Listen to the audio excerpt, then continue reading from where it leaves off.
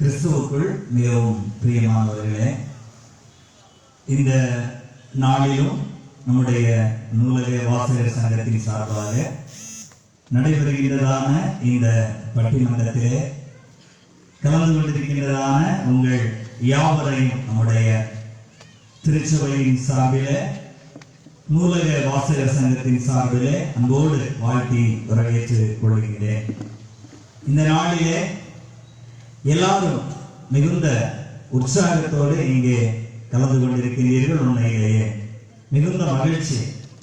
இந்த உற்சாகத்திற்கு ஒரு மிகப்பெரிய காரணம் உண்டு. என்ன என்று சொன்னால், இந்த பட்டிமன்றத்திற்கான தலைப்பு, முதலாவது ஒரு தலைப்பு கொடுக்கப்பட்டது. பேசுறவங்களே கொஞ்சம் தயங்கினாங்க. பாஸ்டர், இதுலெல்லாம் பேசுறது ரொம்ப கஷ்டம், நானும் ஏதோ கொஞ்சம் கருத்து சொல்லலாம் முயற்சி பண்ணேன், ஆனா அதெல்லாம் நடக்காது போல தெரிஞ்சிட்டு, சரி அதற்குரியதான தலைப்பை மாற்றுவோம் அப்படின்னு சொல்லிட்டு நினைக்கும் போது எனக்கு அதற்கான வேலையை அவங்க கொடுக்கல. ரொம்ப ஊரடங்கினால ரொம்ப கஷ்டப்பட்டதுனால அவங்களே இந்த தலைப்பை கொடுத்துட்டாங்க. பாஸ்டர், ஊரடங்கினால் அதிகம் பாதிக்கப்பட்டது ஆண்களா பெண்களா, இந்த தலைப்பின் அடிப்படையில் நம்ம பேசுவோம் அப்படின்னு சொல்லிட்டு தலைப்பு அவங்களே கொடுத்துட்டாங்க. எனக்கும் என்னவோ அது ஒரு பேச வேண்டிய தலைப்பு, இந்த காலகட்டத்திற்கு ஏற்ற ஒரு தலைப்பு போல எனக்கு அது தோணிச்சு. ஏன் அப்படின்னு சொன்னா, நம்ம தலைமுறை பாத்தீங்கன்னா ரொம்ப நம்ம ஆசீர்வதிக்கப்பட்ட தலைமுறை. ஏன் தெரியுமா? சுனாமியை நம்ம தாத்தா பாட்டி கேள்விப்பட்டது கிடையாது. பாருங்க, நம்ம கேள்விப்பட்டது, நம்ம காலத்துல சுனாமி நடந்திருக்கு. நம்ம எவ்வளவு பெரிய ஆசீர்வதிக்கப்பட்ட தலைமுறை பாருங்க. அடுத்ததாவது கொரோனாவை தொடர்ந்து பார்த்தீங்கன்னா ஏகப்பட்ட நோய்கள், சார்ஸ் வைரஸ், அதுக்கு முன்பாக ரொம்ப வைரஸ் வந்துட்டு, இப்ப அடுத்தது ஒரு ஆள் பரவ வேண்டாம் காத்துட்டு இருக்கிறாங்க, ஒமிக்ரான் அப்படிங்கிறது.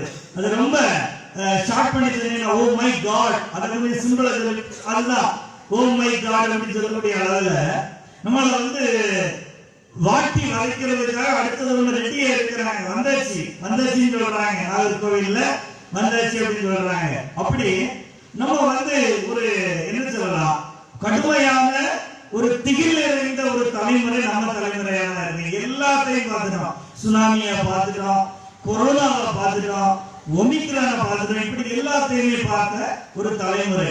இது மட்டும் இல்லைங்க, லாக்டவுன் அதிகமா பார்த்த தலைமுறை யாராவது இருப்போம், நம்மளாதான் இருப்போம்.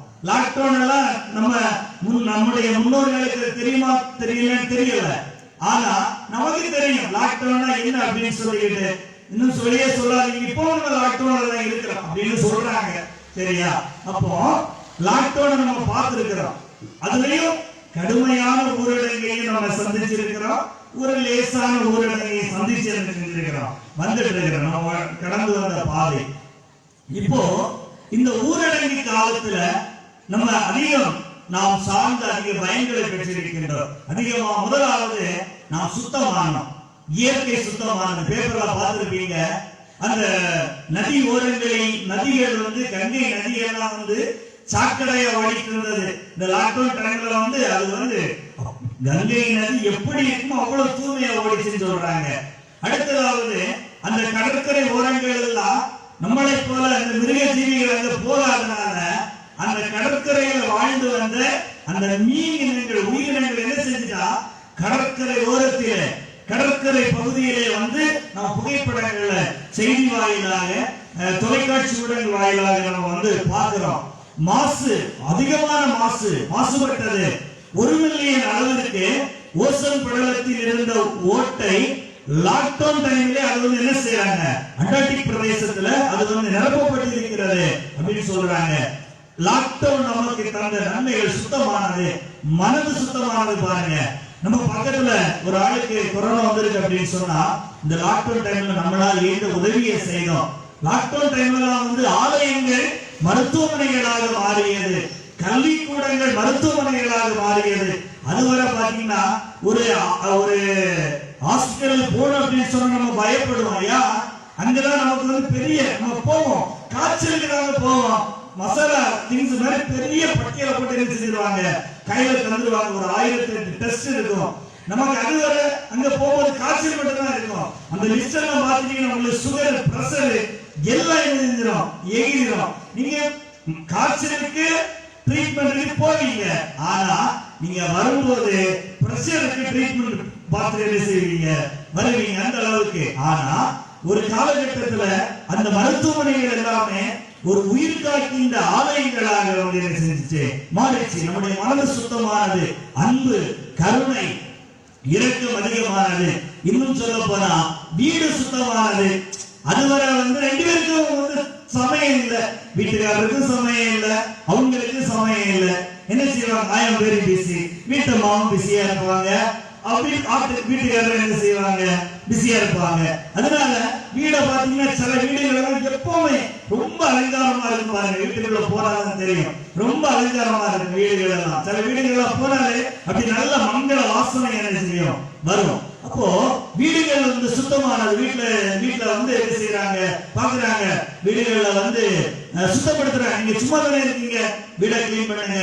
ஒரு அருமையா ஒரு நிகழ்வு சொல்லுவாங்க பாருங்க. ஒரு மருமகன் வீட்டுல இருக்கிறாரு, அவங்க பிள்ளை அந்த அவங்க ஒய்ஃப் சொல்றாங்க, நீங்க அந்த பாத்திரத்தை கொஞ்சம் கழுவிடாங்களா? முடியாது. சரி, நீங்க சும்மா தானே இருக்கீங்க.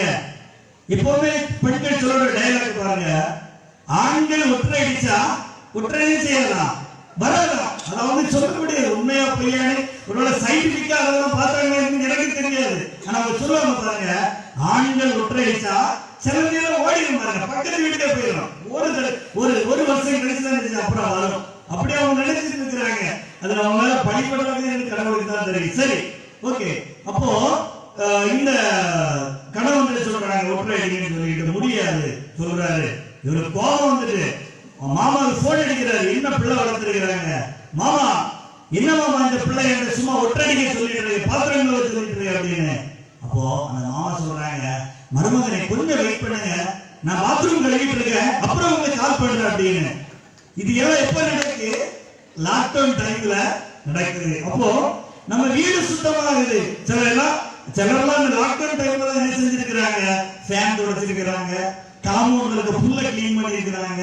வீடுகள் அப்பதான் என்ன செய்ய நீட்டா இருக்கியா அப்படின்னு சொன்னா, நாம வேலைக்கு போகல, வீட்டை இருந்தா அந்த சாப்பாட்டுக்காக ஏதாவது வேலை செஞ்சு ஆகணும்.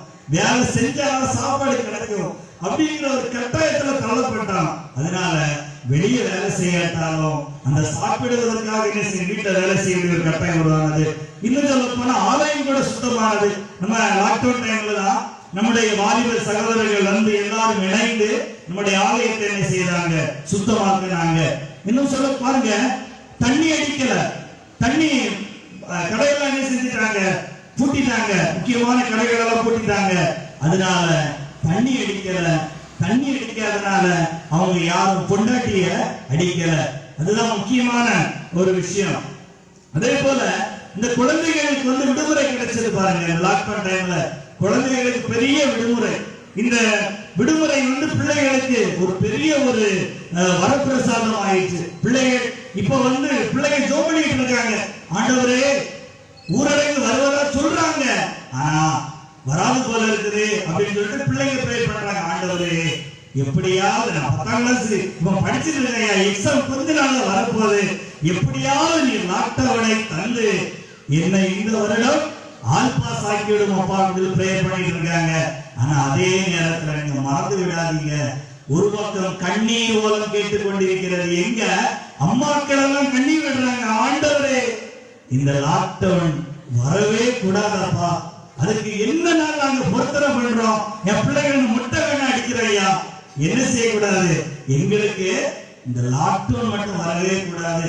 ஒரு முறை லாக்டவுன் டைம்ல ஒரு வீட்டுக்கு போயிருக்கிறேன், வீடு சந்திப்புக்கு. அந்த அம்மாட்ட கேட்கிறேன், நல்லா இருக்கீங்களாமா? ஆமா பாஸ்டர், ஏதோ இருக்கும். இன்னமா இவ்வளவு சலிச்சால பேசுறீங்க? இல்ல பாஸ்டர், லாக்டவுன் டைம்ல நிம்மதியா இருக்கலாம்னு நினைச்சேன். இந்த பிள்ளைங்க படுற தொந்தரவு, தரக்கூடிய தொந்தரவை பார்த்தா இந்த விடுமுறை நாட்கள் கூட எனக்கு இது கஷ்டமானதா மாறிடும் போல இருக்கு பாஸ்டர். அதனால நீங்க நல்ல பிரேயர் பண்ணுங்க பாஸ்டர், நல்ல பிரேயர் பண்ணுங்க. கண்டிப்பா இந்த லாக்டவுன் என்ன செய்யணும், மாறணும். பிள்ளைகள் எல்லாம் ஒழுங்கா ஸ்கூலுக்கு போகணும் பாஸ்டர். அப்பதான் காலையில கொஞ்ச நேரம் கஷ்டமா இருக்கும். அந்த நேரத்தை எழுமணம் பாத்தீங்கன்னா கொஞ்ச நேரம் கஷ்டமா இருக்கும். எப்படி அடக்க எல்லாத்தையும் அனுப்பிட்டு சொன்னா ஒரு 8-9 மணியில இருந்து ஒரு 3-4 மணி வரை என்ன செய்யலாம், கொஞ்சம் நிம்மதியா இருக்கலாம் பாஸ்டர் அப்படின்னு நான் சொன்னேன்.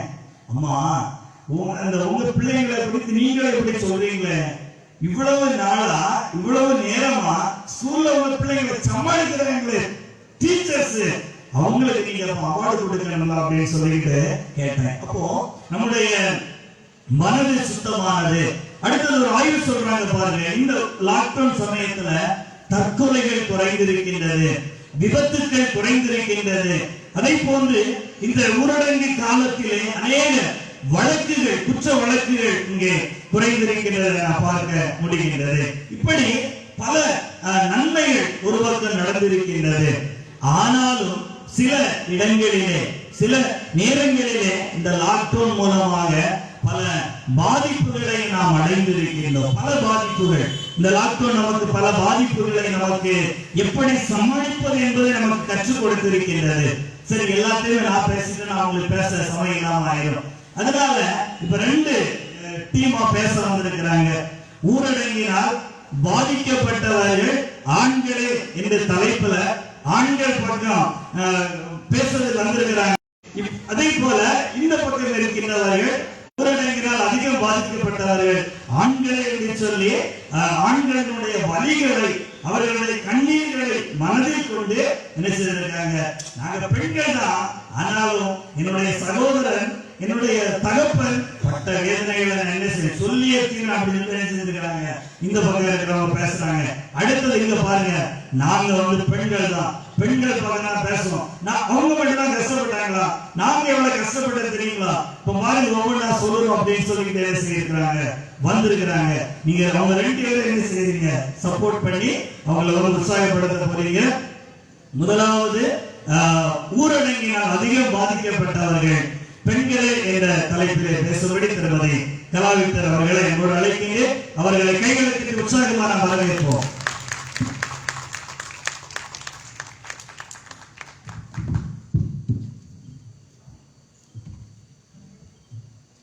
அமைதியான தென்றலாய் பொங்கியலும் அநீதியாய் கருத்தூரின் கேணியாய் அறுவடை பாய்ந்தோடும் நீரோடையாய் இப்பட்டிமன்றத்துக்கு மொத்த நீராதாரமாய் அமர்ந்திருக்கும் எங்கள் மதிப்புக்குரிய நண்பர் அவர்களே. எந்த நீரை சொல்றீங்க தெரியலையே. அதிக மக்கள் ஆவணத்திற்கு எளிதாய், கட்டடத்திற்கு தூணாய், படத்துக்கு தொடுப்பாய், மேடைக்கு அணிகலங்காய் வீட்டிற்கும் எண்ணெய் தூண்களே, பொய்யின் உறைவிடமாய் எங்கள் பெருமடை பரிசுத்த பருவத்தின் தோட்டத்தில் கல்வி செடிகளாய் வீட்டிற்கும் எதிரணியினரே, அதே தோட்டத்தில் பரவலமாய் பூத்திருக்கும் பூத்து குளிரும் அவையோரே, உங்கள் அனைவருக்கும் என் பணிவான மாலை வணக்கம்.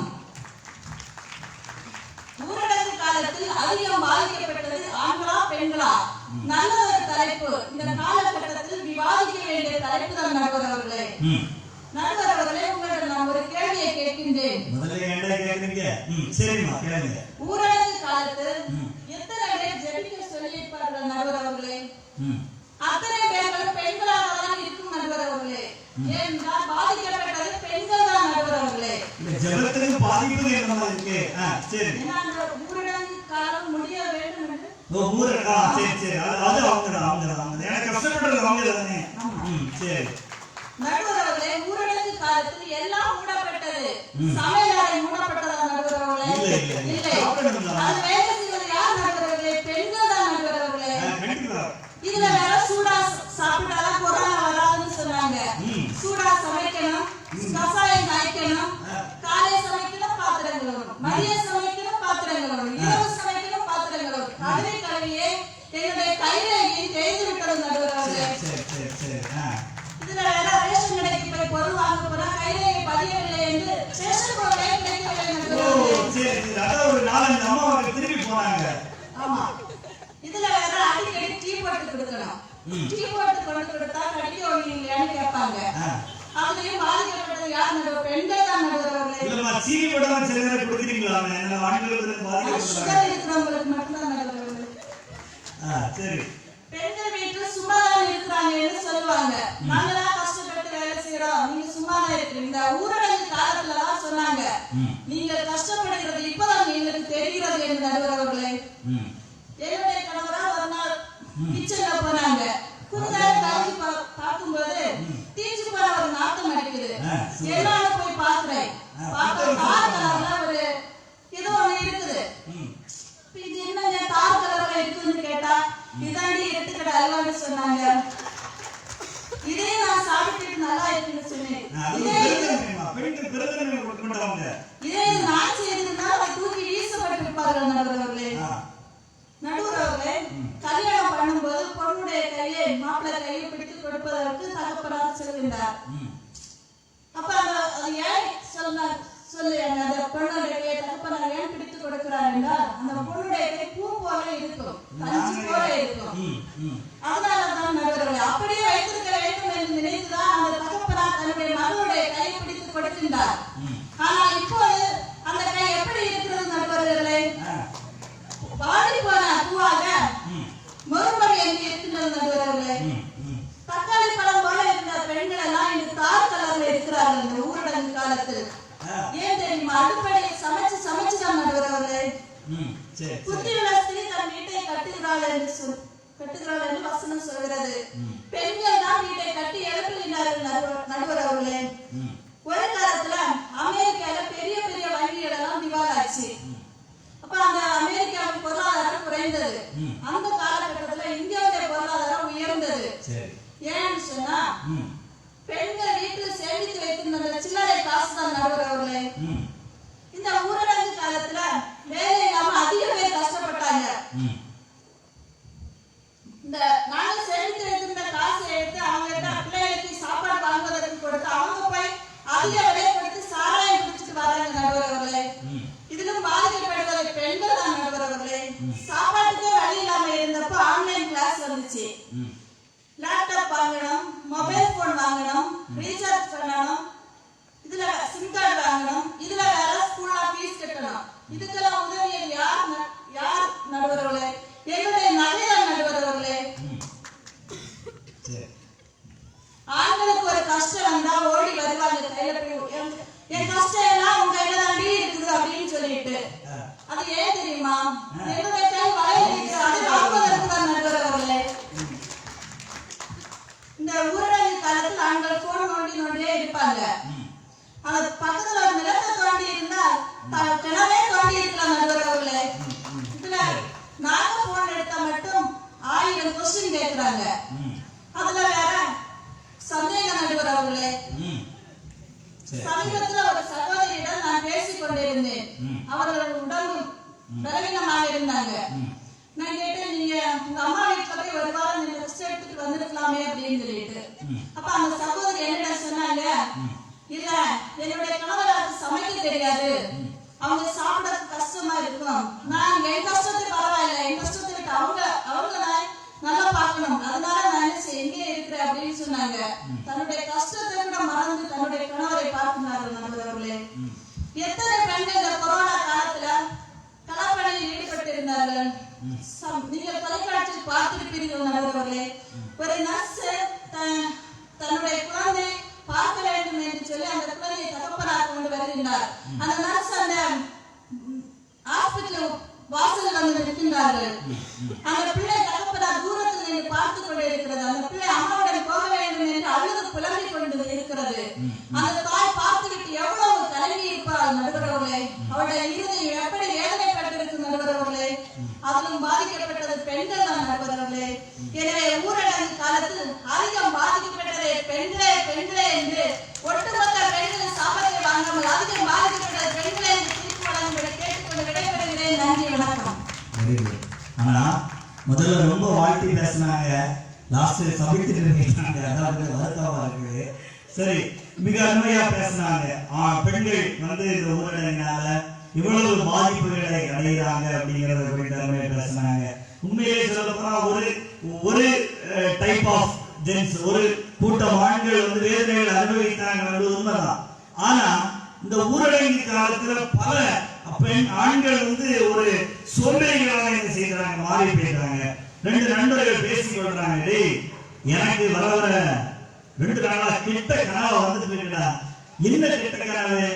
கொரோனா மீண்டும் திரும்ப வருவது போல கனவு பார்த்தியா அப்படின்னு சொல்லிட்டு, இல்ல அதெல்லாம் இல்ல, லாக்டவுன் டைம்ல நடக்குது, அதெல்லாம் இல்ல, லாக்டவுன் முடிஞ்சு வேலைக்கு போக என் பொண்டாட்டி சொல்லுவா போல தெரியுது அப்படின்னு சொல்லிட்டு சொல்றாங்க. அப்போ சில நேரங்கள்ல வந்து ஆண்கள் வந்து பெண்கள் வந்து பல நேரங்கள்ல என்ன செய்யறாங்க, அந்த பாதிப்புகளை வந்து உணர்றாங்க. பாத்தீங்கன்னா இந்த ஆன்லைன் கிளாஸஸ் நம்ம டோட்டலி எல்லாமே நமக்கு ஆன்லைன்ல மாறிடுச்சு. ஆன்லைன் கிளாஸஸ், ஆன்லைன் எஜுகேஷன் பிள்ளைகள் ரொம்ப விரும்புறாங்க. ஏன் ஆன்லைன் கிளாஸஸ் இருக்கு? அப்பனா இங்க அம்மா ஹோம்வொர்க் எழுதணும்ல, எங்க அப்பா பக்கத்துல உட்கார்ந்து நான் படிக்க வேண்டியதை சொல்லி தருவாரு. எக்ஸாம் எழுதுறத சும்மா சூப்பரா எழுதுவாங்க பாருங்க. எக்ஸாம் எழுதுனீங்களா? ஆமா. எப்படி எழுதுனீங்க? அது எங்க டீச்சர் காலையில क्वेश्चन அனுப்புனாங்க, அதான் உட்கார்ந்து எழுதிட்டு இருக்கோம் அப்படின்னு சொல்லிட்டு எழுதிட்டாங்க. புக் அங்க இருக்கும், பக்கத்துல நின்னு நம்ம பார்த்து அழகா எழுதி அனுப்புவாங்க. அப்போ ஆன்லைன் கிளாஸஸ், ஆன்லைன் சர்வீஸ் ரொம்ப சூப்பரா. ஆன்லைன் சர்வீஸ் ஒரு வீட்டுக்கு போறேன், அந்த சர்வீஸ் ஆன்லைன் சர்வீஸ் ஓடிட்டு இருக்கு. அந்த அம்மா அழகா அரிசியை கழுவி என்ன செய்யறாங்க, அடுப்புல விட்டு போடுறாங்க, பானையில போடுறாங்க. இங்க என்ன ஓடிட்டு இருக்கு? ஆன்லைன் சர்வீஸ் இருக்கு. அது ஒரு ஆன்லைன் கான்ஃபரன்ஸ். ஒரு கொஞ்ச நாளைக்கு முன்னாடி போட்டோ வந்து பாருங்க, அழகா என்ன செய்யறாங்க, டை கட்டி இருக்கிறாங்க. டை கட்டி சர்ட் போட்டு காதுல அந்த ஹெட்போன் மாட்டிக்கிறாங்க. கீழே டவுசர் போட்டுக்கிறாங்க. டவுசர் போட்டு காய்கறி வெட்டிட்டு இருக்கிறாங்க. என்ன சொல்றாங்க, நீங்க சும்மா தானே இருக்கீங்க, அங்க கான்ஃபரன்ஸ் ஓடிட்டு தானே இருக்கோம், இங்க இது தெரியாம ஒரு காய்கறி வெட்டிங்கன்னு சொல்லி எழுதிக்கிறாங்க. காய்கறி வெட்டிட்டு இருக்கிறாங்க. ஆன்லைன் கான்ஃபரன்ஸோட நிலைமை. அடுத்தது ஆன்லைன் ஷாப்பிங். எல்லாமே என்ன செய்யறாங்க, ஆன்லைன் வழி ஷாப்பிங் பண்றாங்க. ஆன்லைன் ஹோட்டல், தேவையான சாப்பாடுகளை வந்து புக் பண்றாங்க. ஆன்லைன் பிசினஸ் எல்லாமே ஆன்லைன். இது மட்டும் இல்லைங்க, ஆன்லைன் மேட்ரிமோனி. ஆன்லைன்ல என்ன செய்யறாங்க, பாக்குறாங்க, பையனுக்கு பிடிச்சிருக்கா பிடிச்சிருக்கு, பொண்ணுக்கு பிடிச்சிருக்கா பிடிச்சிருக்கு. மொத்தத்துல இந்த ஊரடங்கு என்ன செஞ்சு நம்முடைய அனைத்து விஷயங்களையும் அப்படியே மாற்றி விட்டது. இதுல பல நிலைகளிலே பெண்கள் பாதிக்கப்பட்டிருக்கிறாங்க.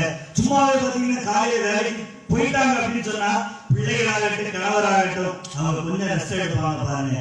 இல்ல அப்படின்னு சொன்னா அவங்க சொன்னது போல, ஏய் டீய போடு, சாப்பாடு கொண்டு வா, அதை கொண்டு வா, இதை கொண்டு வா அப்படின்னு சொல்லிட்டு என்ன செய்வாங்க, கஷ்டப்படுத்துவாங்க. அருமையா பேசுனாங்க.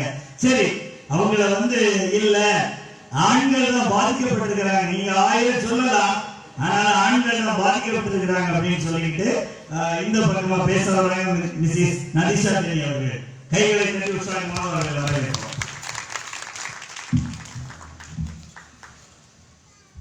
கொரோனாவோடும் மக்களோடும் என்னோடு போராடி கொண்டிருக்கும் நடுவர் அவர்களே, ஊரடங்கினால் பாதிக்கப்பட்ட ஆண்களின் பிரதிநிதி போல பாவம் போன்ற தோட்டத்தோடு இருக்கின்ற பாவப்பட்ட நடுவர் அவர்களே, கொடுமன்னு கோயிலுக்கு போனா அங்கேயும் ஒரு கொடுமை கூத்தாடி கொண்டிருந்ததா.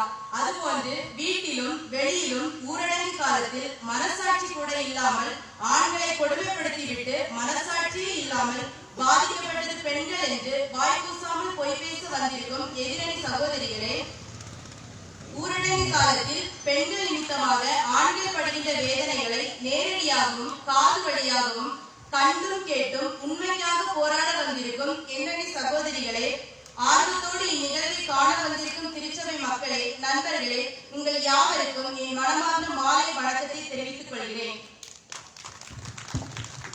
நடுவர் அவர்களே, பெண் பாவம் பொல்லாதுன்னு பொதுவாக சொல்லுவாங்க. ஆனா ஆண் பாவம் அதை விட மிக மிக பொல்லாதது அப்படின்றத யாரும் மறக்கிறது. இப்படியே நீங்க பேசிக் கொண்டிருந்தா ஊரடங்கு காலத்தில் பாதிக்கப்பட்ட ஆண்களின் பாவம் உங்கள் யாரையும் சும்மா விடாது. இந்த ஊரடங்கு காலத்தில் பாதிக்கப்பட்ட ஒரு ஆணின் ஆத்திச்சுவடை வாசிக்கின்றேன். அதிகாலையில் எழு, ஆணிகளையும் குடி, இலக்கணங்கள் பேசாமல், ஈவதை உண்ணு, குடுக்கல் அப்படியே சாப்பிடு, உண்மையை உளராதே, உண்மை எதுவும் சொல்லாத, ஊக்கமா பேசாத, எப்போதும் தூங்காதே, எப்போதும் தூங்கிட்டு இருக்காத, அங்கே பிரச்சனை இருக்கு, எதையும் சொல்லாதே, எதையும் சொல்லிட்டு இருக்காத, ஐயத்தை நிறுத்திவிடு, சந்தேகத்தை விட்டுரு, ஒருபோதும் கோபப்படாத, லாக்டவுன் முடியாத, ஓயாமல் பாராட்டு, எப்பவும் பாராட்டிக்கிட்டே இரு. அது வந்து டீல சீனி இல்லாட்டாலும் சூப்பரா இருக்குன்னு சொல்லு. ஔஷதமாயும் அமிர்தம் எனக்குள், மருந்தா இருந்தாலும் கொடுக்கறது அப்படியே அருந்து, எட்டுக்கு வேலை கொடாதே, இரும்புக்கு வேலை கொடுத்துறாத. நடுவர் அவர்களே, எதிரணி சகோதரி அழகா சொன்னாங்க. போனா மட்டும் இவங்க தண்ணி அரைச்சுவாங்களா? ஆமா, அதையும் நம்ம தான் அரைச்சு கொடுக்கணும். ஒரு வாட்டி தண்ணி அரைச்சோடனே கை வந்து முதுகுல வந்து படுத்துக்கிட்டு ஏற்கனவே ஒரு வேலை செய்யறது இல்ல, இப்ப இதையும் செஞ்சுட்டு அதையும் பாதிக்கப்படுறது ஆண்கள் தான். கண்டிப்பா. அதே மாதிரி ஆண்கள் சும்மா இருக்காங்கன்னு சொன்னாங்க. இவங்க சும்மா இருந்துகிட்டு ஹோட்டல் ஆர்டர் பண்றது, ஆன்லைன்ல ஆர்டர் பண்றது விட்டுட்டு ஸ்வீட்டி ஸ்மார்ட் ஒழுங்கா வீட்டுல சமைச்சு சாப்பிட்டா ஆரோக்கியமாவும் இருக்கும். இந்த ஊரடங்கு காலத்துல சிக்கனமாட்டும் இருக்கலாம். கண்டிப்பா. அதே மாதிரி எதிரணி சகோதரி சொன்னாங்க, பெண்கள் ஜெபிக்க சொன்னாங்க, ஆண்கள் ஜெபிச்சாங்கன்னு. எத்தனை பெண்கள் உண்மையாக ஜெபிச்சாங்கன்னு தெரியல. நம்முடைய ஆலயத்தில் காலை அருணோதய ஆராதனையில் கலந்து கொண்ட ஆண்களின் எண்ணிக்கை 12. சூப்பர். பெண்கள் யாரும் இல்ல. இதுல இருந்து உங்களுக்கு தெரிஞ்சது அங்க பாருங்க, இந்த ரொம்ப சூப்பரா கை தட்டுறாங்க. அதான் ஆச்சரியமா இருக்கு. பைபிள்ல வந்து யோபுவின் மனைவி ஜெபித்ததாட்டு நம்ம எங்கேயுமே பார்க்க முடியாது. கஷ்டம் வரும்போது முழங்கால் போட்டு ஜெபிங்கன்னு சொல்லி கொடுக்கல. தேவனை தூஷித்து ஜீவனை விட்டுருங்கன்னு சொன்னாங்க. அம்மா வீட்டுக்கு வரேன்னு சொல்லுவாங்க. ஆனால் யோபு என்ன பண்ணா, தன் பிள்ளைக்காக முழங்கால் போட்டு ஜெபித்தாரு. மனோவா தனக்கு பிறக்க போற குழந்தைக்காக ஜெபித்தாரு. நம்ம கஷ்டத்தை யாரும் கேட்க மாட்டாங்க, கடவுள் மட்டும் தான் கேட்பாங்க. கடவுள் தான் சொல்லணும், அப்படிதான் நினைச்சுக்கிட்டாங்க. சகரியாவுக்கு தூதன் தரிசனமான போது உன் விண்ணப்பம் கேட்கப்பட்டதுன்னு தான் சொன்னாங்க. அதே மாதிரி தானியேல் வந்து சிங்கக்கவியில் ஜெபித்தார். பவுலும் சீலாவும் சிறைச்சாலையில் ஜெபித்தார்கள். எதை வைத்து நடுவர்கள் ஆண்கள் ஜெபிக்கவில்லை என்று சொல்கிறார்கள்? ஆமா, இந்த ஆண்கள் ஜெபித்திருக்காங்களா? அதே மாதிரி எதிரணி சகோதரி சொன்னாங்க, என் கணவர் வந்து ஊரடங்குல பெண்கள் தான் கஷ்டப்படுறது இப்பதான் தெரியுதுன்னு சொன்னாங்களாம். உடனே அல்வா செஞ்சு கொடுத்தாங்களாம். பாசத்தோட செஞ்சு கொடுத்து அதையும் குறை சொல்றாங்க. சரி, மத்த நாள் எல்லாம் வேலைக்கு போறாங்க, சும்மா தான் இருக்கு. 325 நாள் இவங்க என்ன சமைச்சு கொடுத்தாலும் அதுக்கு ஒரு பேர் சொல்லுவாங்க. இங்க முடியாதாலும் திரும்பி கஷ்டப்படுறாங்க. ஆனா ஆண்கள் ஒரு நாள் சமைச்சு கொடுத்தாலும் நல்லா இருக்குன்னு சொன்னாங்க, அதே ஒரு குறையா மேடையில வந்து பேசுறாங்க. எப்பவுமே இந்த பெண்களுக்கு ஏற்றுக்கொள்ள மனப்பக்குவமே கிடையாது நடுவர்களே. கண்டிப்பா எல்லாத்துலயும் குறை சொல்லுவாங்க. செஞ்ச அலுவலை செய்யட்டாலும் பாத்திரங்களையும் கேட்பாங்க, செஞ்சு கொடுப்போம். இது என்ன பாத்திரங்கள் ஒழுங்கா பாத்திரங்கள் தெரியாதான்னு சொல்றாங்க. வீடு தூத்து கேட்கறாங்க, வீடு தூத்து கொடுக்குறான். இது என்ன வீடு தூத்து கொடுக்குறோன்னு கூட சொல்றாங்க. செஞ்சாலும் தப்பு, செய்யாட்டாலும் தப்பு. ஆண்கள் எந்த தாங்க செய்வாங்க. அதே மாதிரி எதிரணி சகோதரி என்னன்னு சொன்னாங்க, பெண்கள் எல்லாம் தக்காளி மாதிரி இருந்தோம், இப்ப சமைச்சு தார் மாதிரி ஆயிட்டோம், கைகையெல்லாம் அழிஞ்சிட்டு. உண்மை அதுல நடுவர்களே, ஊரடங்கு காலத்துல பியூட்டி பார்லர் கிடையாது. ஒண்ணும் போட முடியாது, கையில என்னதான் கிடைக்குதோ எல்லாத்தையும் மூஞ்சில போட்டு தேய்க்கணும். தேய்ச்சிட்டு பழைய நிலைமையில தார் மாற ஆயிட்டாங்க. அதுதான் உண்மை. சரி. ஒரு வீட்டுக்கு வீடு சொல்லி போயிருந்தேன். அங்க வந்து ஒரு சகோதரி இருக்கிறாங்க. பாஸ்டர் கொஞ்சம் வெயிட் பண்ணுங்க, இப்ப வாரேன்னு சொன்னாங்க. ஓடி போய் முகத்தை வெளியிட்டு வந்தாங்க. ஏதோ சம்திங் முகத்துல தேய்ச்சிருக்காங்க மட்டும் தெரியுது. வந்து திறந்தாங்க. என்னமா ஏதோ ஃபேஸ்ல போட்டுருந்தீங்களா, அது போயிருக்குமே. இல்ல பாஸ்டர், போட்டு அதை விட மேலாளர் நீங்க கேவலப்படுத்திருக்கீங்க அப்படின்னு சொல்லிட்டு. நடுவர்களே, இந்த ஊரடங்கு காலத்துல மனைவிமார்கள் எல்லாம் ஒரு வேலை, அவங்களே சொல்லுவாங்க எங்களுக்கு தான் வேலை கூட. அப்படி மட்டும் கிடையாது. சும்மா இருக்கிறத விட்டுட்டு யூடியூப் எடுத்து பார்த்துட்டு ஒவ்வொன்றா சமைக்கணும்னு சொல்லி ஒரு லிஸ்ட் போட்டு கொடுக்கறது. ஒரேடியா போட்டு கொடுக்க மாட்டாங்க, ஒவ்வொரு திங்ஸுக்கா அனுப்புறது. வெளியே போனா போலீஸ் கிட்ட அடி வாங்கணும், போகாம வீட்டுல இருந்தா அடி வாங்கி இவங்க குத்து வாங்குறது இருக்கு, சண்டை போடுறது இருக்கு. வெளியே சொல்ல முடியாது. இருந்தாலும் ஆண்கள் மனசுல என்ன நினைப்பாங்க, உள்ள இருக்கிறவங்கள விட வெளியே இருக்கிறவே நம்ம கஷ்டத்தை புரிஞ்சுப்பான்னு வெளியே போய் திங்ஸ் வாங்கி கொண்டு கொடுத்தா பணியாரங்க பேர்ல ஒண்ணு செய்யறது. அதை வாய வச்சு கடிக்கவும் முடியாது. அதுக்கும் சண்டை. கஷ்டப்பட்டு தின்னு பாத்ரூம்ல போய் வாங்கி எடுத்து அதுல பாதிக்கப்படுறது ஆண்கள் தான் நடுவர்களே. கண்டிப்பா. அதே மாதிரி ஆண்கள் வேலைக்கு போனா 8 மணி நேரத்துல இருந்து 12 மணி நேரம் ஆனா கூட தனக்கு கொடுத்த வேலையை சரியா முடிப்பாங்க. ஆனா அந்த ஒர்க் ஃப்ரம் ஹோம் ஆனதுல இருந்து அவங்களால ஒழுங்கா வேலை செய்ய முடியல. அவங்க டபுள் டியூட்டிங்க. ஒர்க் ஃப்ரம் ஹோம்ல அது வரை அவருக்கு ஒன் டியூட்டி தான். ஆபீஸ் போனா ஆபீஸ் ஒர்க் முடிக்கணும், வீட்டுக்கு வரணும். இது டபுள் டியூட்டி. அங்க போயிட்டு ஆபீஸ் வேலையும் பார்க்கணும், வீட்டு வேலையும் பார்க்கணும். 10 நிமிஷத்துக்கு மேல ரூம்ல இருந்தா என்ன உங்களுக்கு மட்டும் தான் மீட்டிங் நடக்கா. இவ்வளவு நாள் நான் தான் வேலை செய்ய வந்து காய்கறி கட் பண்ணுங்கன்னு ஒரு சவுண்ட். அப்பதான் பிள்ளைங்க வந்து அப்பா பாத்ரூம் போன வாங்கன்னு ஒரு சவுண்ட். அம்மா அப்பா அங்க இருந்து டேய் மோனே அந்த எண்ணெய் எடுத்து தாடா, இந்த மாத்திரை எடுத்து தாடா. இங்க ஒரு பக்கம் மீட்டிங் நடக்குது. ஆக மொத்தத்துல கடைசி மேனேஜர் வந்து போன் வரும், உனக்கு தந்த ப்ராஜெக்ட் நீ செய்யல, வேலை செய்ய முடியாது, இல்லனா வேலையை விட்டு போயிடுன்னு சொல்லி ஒரு திட்டு. எல்லா இடத்துலயும் திட்டு வாங்கி மன அழுத்தத்துல பாதிக்கப்படுறது ஆண்கள் தான் நடுவர்களே. கண்டிப்பா. ஊரடங்கு காலத்துல ஒழுங்கான வேலை கிடையாது, சம்பளம் கிடையாது. சொல்லும் போது மாசமாக மண்டையாட்டிக்கிட்டு கணவர்மார் கொஞ்சம் திருமணே ஆன்லைன்ல Dress makeup item kitchen item எல்லாம் அவ்வளோத்தையும் ஆர்டர் போட வேண்டியது. அது நமக்கு எப்ப தெரியும் தெரியுமா? போன் பண்ணிட்டு சார் கொஞ்சம் வெளியே வர்றீங்களா, உங்களுக்கு ஏதோ பொருள் வந்திருக்கு. ஆனா ரொம்ப இறக்க குணம் உள்ளவங்க பெண்கள் ஏன் தெரியுமா? அவங்க என்ன ஆர்டர் பண்ணாலும் அந்த போன் நம்பர் இருக்கு பாத்தீங்களா, அவங்க நம்பர் தான் கொடுப்பாங்க. அவங்க நம்பர் கொடுக்க போனாங்க. இறக்க குணம் உள்ளவங்க வாங்கி கொடுக்கலன்னா உங்களை கெட்டின நாள்ல இருந்தே நான் கஷ்டப்படுறேன், உங்களை கெட்டினதுக்கு நான் பேசாம ஏதாவது தூக்கு மாட்டி செத்துருக்கலாம். எங்க அம்மா அப்பவே சொன்னாங்க, நான் தான் கேட்கல, நீங்க தான் வேணும்னு வந்தேன். எங்க அம்மா வீட்டுல இருந்தா கூட நான் கை வீட்டுலதான் வாங்கி தருவாங்கன்னு சொல்லி ஒரு பக்கத்துல ஒப்பார வைக்க வேண்டியது. இருக்க கஷ்டம் போதான்னு இது வேறையான்னு சொல்லிட்டு அங்க இங்கேயும் கடனை வாங்கி அதை வாங்கி கொடுத்துருவாங்க. வாங்கி கொடுத்துட்டு ஒவ்வொரு தடவையும் அந்த கடனை அடைக்கும் போது படுகிற கஷ்டம் நீங்க ஆண்களுக்கு மட்டும்தான் நடுவர்களே தெரியும். கண்டிப்பா ஊரடங்குல வேலை இல்லைன்னு சொன்னா வேலையும் இல்லைன்னு பாக்குறது. அன்னையில இருந்து சாப்பாட்டுல உப்பு இருக்காது, எரிப்பு இருக்காது. கேட்டா வேலை இல்லாம சும்மா தானே இருக்கீங்க, இது போதும்னு சொல்றது. சரி காலையில எழுப்பி எங்க வேலைக்கு போலாம், யார்கிட்ட வேலை கேட்கலாம்னு சொல்லிட்டு யோசிச்சா என்ன எழுந்த உடனே இந்த பகல் கனவா, இவ்வளவு நாள் நான் தானே சமைச்சேன் சமையன்னு சொல்றது. எது கேட்டாலும் வேலை இல்லாம இருக்கீங்கன்னு சொல்லி மனதை காயப்படுத்துறது. எவ்வளவு ஆண்கள் காயப்பட்டிருக்காங்க. சரி இருந்தாலும் பரவாயில்லைன்னு சமைச்சு கொடுத்தா உப்பு இல்ல, எரிப்பு இல்ல, புளி இல்லன்னு குறை சொல்றது. வேலை இல்லாத பிரச்சனை, பொண்டாட்டி தொல்லை, கடன் பிரச்சனை, வீட்டு வாடகை கொடுக்க முடியல. இதுக்கு இடையில ஸ்கூல்ல இருந்து ஒரு போன் வரும், உங்க பிள்ளைக்கு 2 நாள்ல ஃபீஸ் கட்டலன்னா எக்ஸாம் எழுத முடியாது. பாருங்க இந்த ஸ்கூல் ஃபீஸ் ரொம்ப வினோதமா இருக்கலாம். வேலையே ஓடிட்டாரு, ஆனா ஸ்கூல்ல எல்லா ஸ்கூல்ல பிள்ளைங்களுக்கு வேன் ஃபீஸ் கொடுத்து கேட்டுருக்காங்க பாருங்க. அதுதான் ரொம்ப ஆச்சரியமானது. இது எல்லாத்தையும் யோசிச்சு இந்த ஊரடங்குல அதிகம் பாதிக்கப்பட்டது ஆண்கள் தான் நடுவர்களே. எல்லையில்லா அன்பு கொண்டவர்கள் ஆண்கள், தொல்லை கொடுத்து கொண்டே இருப்பவர்கள் பெண்கள், சேமிப்பதற்காகவே பிறந்தவர்கள் ஆண்கள், செலவழிப்பதற்கென்றே பிறந்தவர்கள் பெண்கள், விட்டு கொடுத்தே கெட்டு போனவர்கள் ஆண்கள், கெட்டு போனாலும் விட்டு கொடுக்காதது பெண்கள். எனவே இந்த ஊரடங்கு காலத்தில் அதிகம் பாதிக்கப்பட்டவர்கள் ஆண்களே ஆண்களே என்று தீர்ப்பெடுப்பேன் என்று நம்பிக்கையோடு வாய்ப்படுத்துவதற்கு நன்றி கூறி விடைபெறுகிறேன். நன்றி, வணக்கம். Very good. அருமையா ஆண்களோட கஷ்டத்தை ரொம்ப தெளிவா ஆண்களுடைய மனது குளிரும்படியாக. ஏன்னா கொஞ்சம் கோபத்துல இருந்தாங்க, ரொம்ப பேசிட்டாங்க, கொஞ்சம் கோபத்துல இருந்தாங்க, அதை தடிக்கணும் அருமையா பேசிட்டாங்க. லாக்டவுன் எல்லாம் முடிஞ்சு ஒரு வாலிபர் கம்பெனிக்கு போறான். கம்பெனிக்கு போயிட்டு மேனேஜரை பாக்குறான். சார் எனக்கு மேரேஜ் ஆயிடுச்சு சார். ஓ குட், சூப்பர் சார், எனக்கு மேரேஜ் ஆயிடுச்சு சார். சூப்பர், நல்லது சார். அதனால கொஞ்சம் இறக்க காட்டி சம்பளத்தை கொஞ்சம் கூட்டி கொடுங்க சார் அப்படின்னு. அவர் பார்த்தாரு. தம்பி, கம்பெனிக்கு வெளியே நடக்கிற விபத்துகளுக்கு நிர்வாகம் பொறுப்பாகாது தம்பி அப்படின்னு சொல்லிட்டு சொன்னாராம்.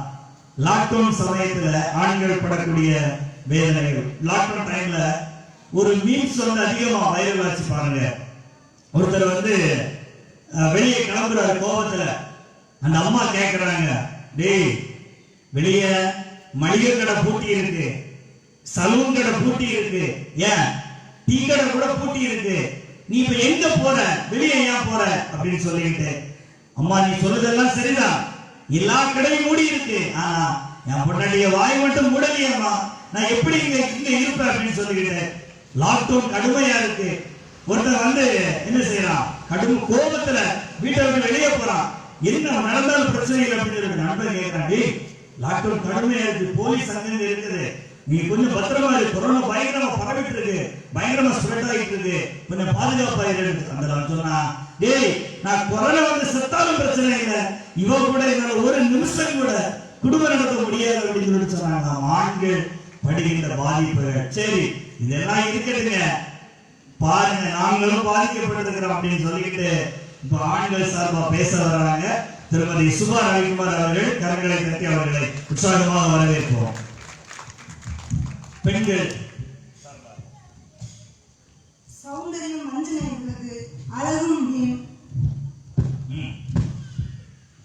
கர்த்தருக்கு பயப்படுகிற ஸ்திரீயே புகழப்படுவாள். நெற்றிக்கண் திறப்பினும் குற்றம் குற்றமே என்னும் நீதி நெறிக்கு அடையாளமாக விளங்கி யார் பேசினாலும் நீதியாக தீர்ப்பை மட்டுமே வழங்கி வருகின்ற எங்கள் நடுவர் அவர்களே, ஊரடங்கினால் அதிகம் பாதிக்கப்பட்டிருந்தும் வெந்து நொந்து நூலில் சாயும் எந்தவித சூடு சுரணையும் இல்லாமல் ஆண்களுக்கு வக்காலத்து வாங்க வந்திருக்கும் எதிரணியினரே, என்னோடு இணைந்து உண்மையாக போராடுகின்ற என் அணியினரே, வந்திருக்கும் சபை மக்களே, நண்பர்களே, உங்கள் அனைவருக்கும் என் அன்பின் வணக்கம். நடுவர் அவர்களே, எப்போதுமே பெண்களுக்கு தான் முன்னுரிமை. ஆமா. நடுவர் அவர்களே, உங்களிடம் ஒரு கேள்வியை கேட்கிறேன். தமிழக அரசு பெண்களுக்கு ஏன் இலவசமாக பஸ் வசதி அனுமதித்தது உங்களுக்கு தெரியுமா? தமிழக அரசுக்கு தெரியும். ஊரடங்கு காலத்தில் அதிகமாக பாதிக்கப்பட்டவர்கள் பெண்கள் தான். அதனாலதான் ஆண்களுக்கு பஸ் வசதி இல்லை. அவர்கள் மன மகிழ்ச்சியாக சந்தோஷமாக சந்தைக்கு காய்கறி வாங்க போறதுக்கு தான் அனுமதித்தது. ஆனா இங்க பேச வந்திருக்கும் எதிரணி சகோதரிகளுக்கு இது தெரியவில்லை. எதிரணி சகோதரி மிக அருமையாக சொன்னாங்க.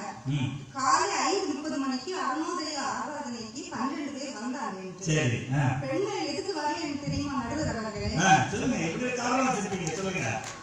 ஆராதனைக்கு போயிட்டு வருவாங்கல்ல, அவங்களுக்கு நாங்க சுபநாயகம்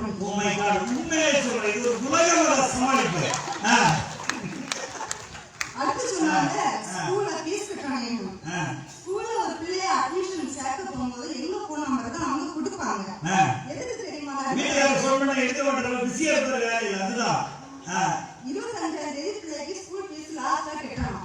28, 30ஆம் தேதி வரை அவங்க ஸ்கூல் ஃபீஸ் நம்ம கையில தர மாட்டாங்க.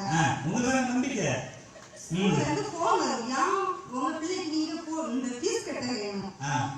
ஏன்னா ஆண்களுக்கு தெரியும் பெண்கள் எப்படியாவது சொல்லி சமாளிப்பாங்க. ஊடக முடிவை நெருங்க அம்மாவின் கருத்தை அலங்கரித்த தங்கமும் முடிவை நெருங்கிறது 3 உயிர்களை 3 பேரை பசிக்காக.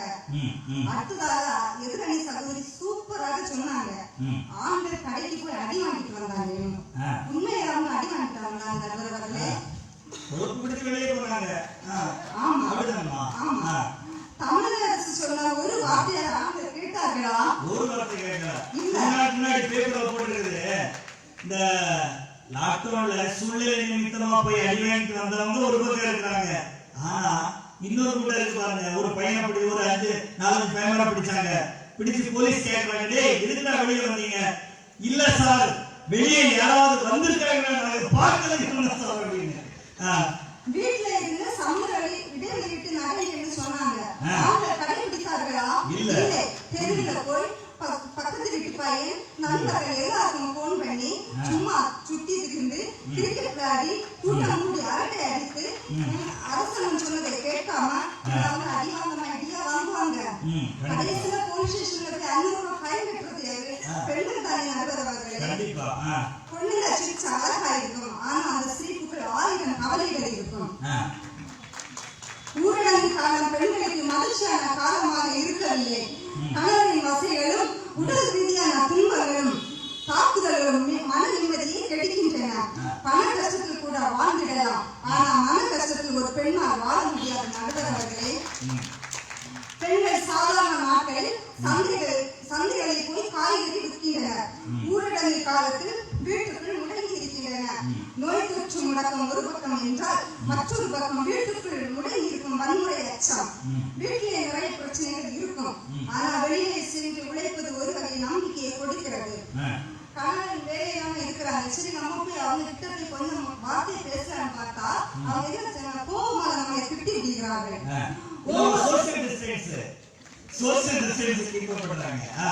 ஒவ்வொரு ஆணின் வெற்றிக்கு பின்னால் மனைவி அடகு வைத்த நகைகள் உள்ளன.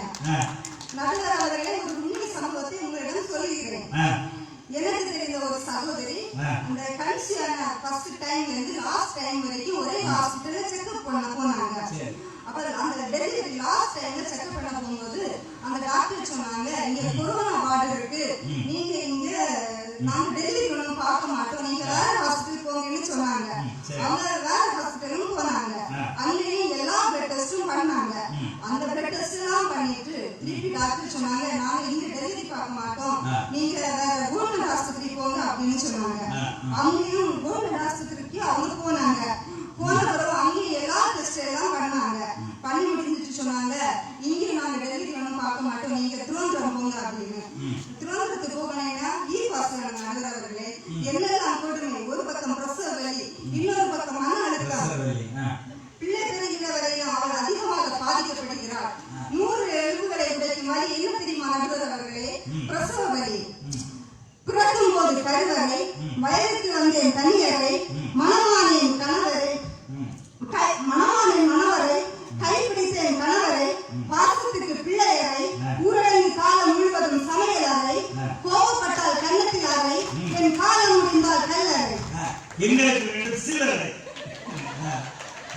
நடுவர்களே தூக்கத்துல என் சிரிக்கிறேன்னு ஒரு பொண்ணு கணவர்கிட்ட கேட்டா, உனக்கு கணவன் சொன்னாங்க எனக்கு கனவுல அனுஷ்கா வந்தா அப்படின்னு. அப்ப மனைவி கேட்டா, அப்புறம் ஏன் நீங்க கத்துனீங்க? உனக்கு கணவன் சொன்னாங்க நடுவுல நீ வந்தீங்களா? பாருங்க நடுவர்களே, கனவுல கூட பக்கத்துல இருக்க அனுஷ்கா தான். ஒரு மனைவிக்கு நினைவு கூட இல்ல. அது கொஞ்ச நாள் கழிச்சு அப்ப கணவன் சொன்னாங்க எனக்கு நெஞ்சு வலிக்குது, நீ டாக்டருக்கு போன் பண்றேன்னு கேட்டாங்க. உன்னை மனைவி கேட்டா உங்க செல்போன் பாஸ்வேர்ட் நம்பரை சொல்லு. உன்னை கணவன் சொன்னாங்க இப்ப பரவாயில்ல போன் பண்ண வேண்டாம். ஏன் பாஸ்வேர்ட் கேட்டா உடனே நெஞ்சு வலி ஸ்டாப் ஆகுது தெரியுமா நடுவர்களே? இல்லம்மா, நான் நினைக்கிறேன் ஒருவேளை டாக்டருக்கு போன் பண்ணி அதனால செலவு வச்சு குடும்பத்துல நஷ்டத்தை ஏற்படுத்துறது பாத்தீங்களா, அதுக்காக தான். மொபைல் ஓபன் பண்ணா ஆண்களோட வந்த வாயெல்லாம் சண்டை வராது நடுவர்களே. எப்படிதான் நடிக்கிறாங்க பாத்தீங்களா நடுவர்களே? இந்த லாக்டவுன் டைம்ல ஒரு சின்ன பிள்ளையை கூப்பிட்டு ஒரு பேட்டி எடுத்தேன். பிள்ளையை சாப்பிட்டியான்னு கேட்டேன். அந்த பிள்ளை சொல்லிச்சு இல்ல நான் சாப்பிடல அப்படின்னு. அப்ப நான் கேட்டேன் ஏன் பிள்ளை நீ சாப்பிடல அப்படின்னு. அது எங்க அப்பா சமையல் பண்ணாங்க அப்படின்னு. அப்ப நான் கேட்டேன் உங்க அப்பா தானே பிள்ளை சமையல் பண்ணாங்க, நீ சாப்பிடல? அதை பார்த்தாலே பிடிக்கல. பாத்தீங்களா, அம்மா சமையல் பண்ணாங்க சாப்பிடுவாங்க. சமைக்கிறதெல்லாம் பார்த்தா பிடிக்காது, பார்க்கறதுதான் பிடிக்கும். கணவனுக்காக அனைத்தையும் அனுசரித்து செல்லும் மனைவியை மதிக்க தவறினார். அதைவிட வேதனை அப்பெண்ணுக்கு ஏதும் இல்லை. எனவே நல்ல ஒரு தீர்ப்பை பெண்களுக்கு வழங்குமாறு கேட்டு வாய்ப்புக்கு நன்றி கூறி முடிக்கிறேன். நன்றி. அருமையா பேசினாங்க, பெண்களோட கஷ்டங்களை பேசினாங்க. அதே போல முன்னாடி பேசினவங்களை அழகா பீட் பண்ணாங்க. ஆனாலும் ஒரு உலகமா சமாளிப்பு கொடுத்தாங்க பாத்தீங்களா, அதுக்கு அவங்களுக்கு பெண்கள் சமாளிக்கிற சிறந்தவர்கள் அப்படிங்கிறதுக்கு அவங்களுக்கு ஒரு ஆஸ்கர் அவளே கொடுத்தாங்க. அழகா நீட்டா சமாளிக்கிறாங்க. அவங்களுடைய மன கஷ்டத்தை குறித்து சொன்னாங்க. வீட்டுல இந்த கொரோனா கொஞ்சம் வேகமா போயிட்டு இருக்க சமயத்துல நானே மனைவி பேசிட்டே இருக்கிறோம். இப்போ மனைவி கேட்கிறாங்க, எங்க திடீர்னு உங்களுக்கு கொரோனா வந்தா என்ன செய்வீங்க அப்படின்னு சொல்லி நான் சொன்னேன், அதெல்லாம் வராது, தைரியமா அப்படின்றது. திரும்பியும் கேட்கிறா, ஏன் இவ்வளவு தைரியமா சொல்றீங்க அப்படின்னு நான் சொன்னேன், ஏய் நீ பெரிய கொரோனா இருக்கும்போது எப்படி ஆகுது, சின்ன கொரோனா வந்துடும் அப்படின்னு சொல்லிட்டு. அப்போ அன்பானவர்களே, இந்த கொரோனா ஊரடங்கு என்பது அதிகமான பாதிப்புகளை மனதளவிலே பெண்களுக்கு அது ஏற்படுத்தி இருக்கின்றது. தொடர்ந்து பெண்கள் சார்பாக பேசிவிட்டார்கள். அடுத்தது கொரோனா ஊரடங்கினால், அந்த ஊரடங்கினால் அதிகமாக பாதிக்கப்பட்டவர்கள் ஆண்களை என்று சொல்லி ஆண்கள் அணிக்கு சார்பாக பேச வருகிறார்கள். திருமதி அனிதா சின்சி அவர்கள் கரங்களுக்கு உற்சாகமாக அவர்களை ஆக்குகிறோம்.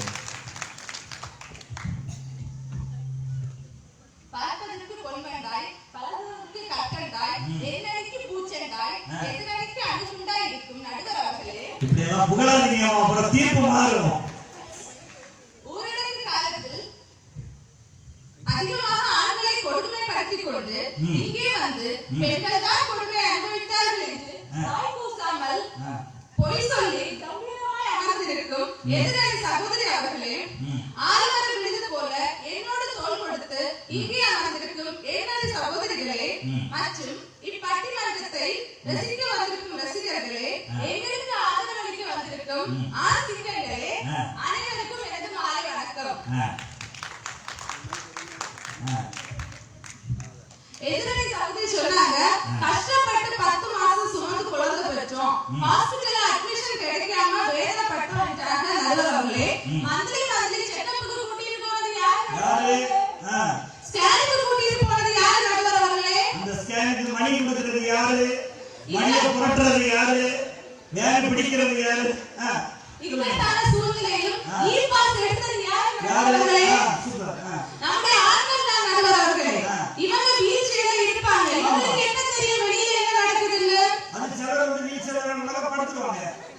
சரி, எல்லா கணவன் துணை படுத்துருவாங்க. 2 உயிர்களும் பிழைக்க வேண்டும் என்று உயிர் பற்றும் வழி ஆண் மட்டுமே அறிவார் நடுவர்களே. அப்புறம் சொன்னாங்க சௌந்தர்யம் வீடு. அப்புறம் எதுக்கு பியூட்டி பார்லர் போய் செலவு பண்றாங்க நடுவர்களே?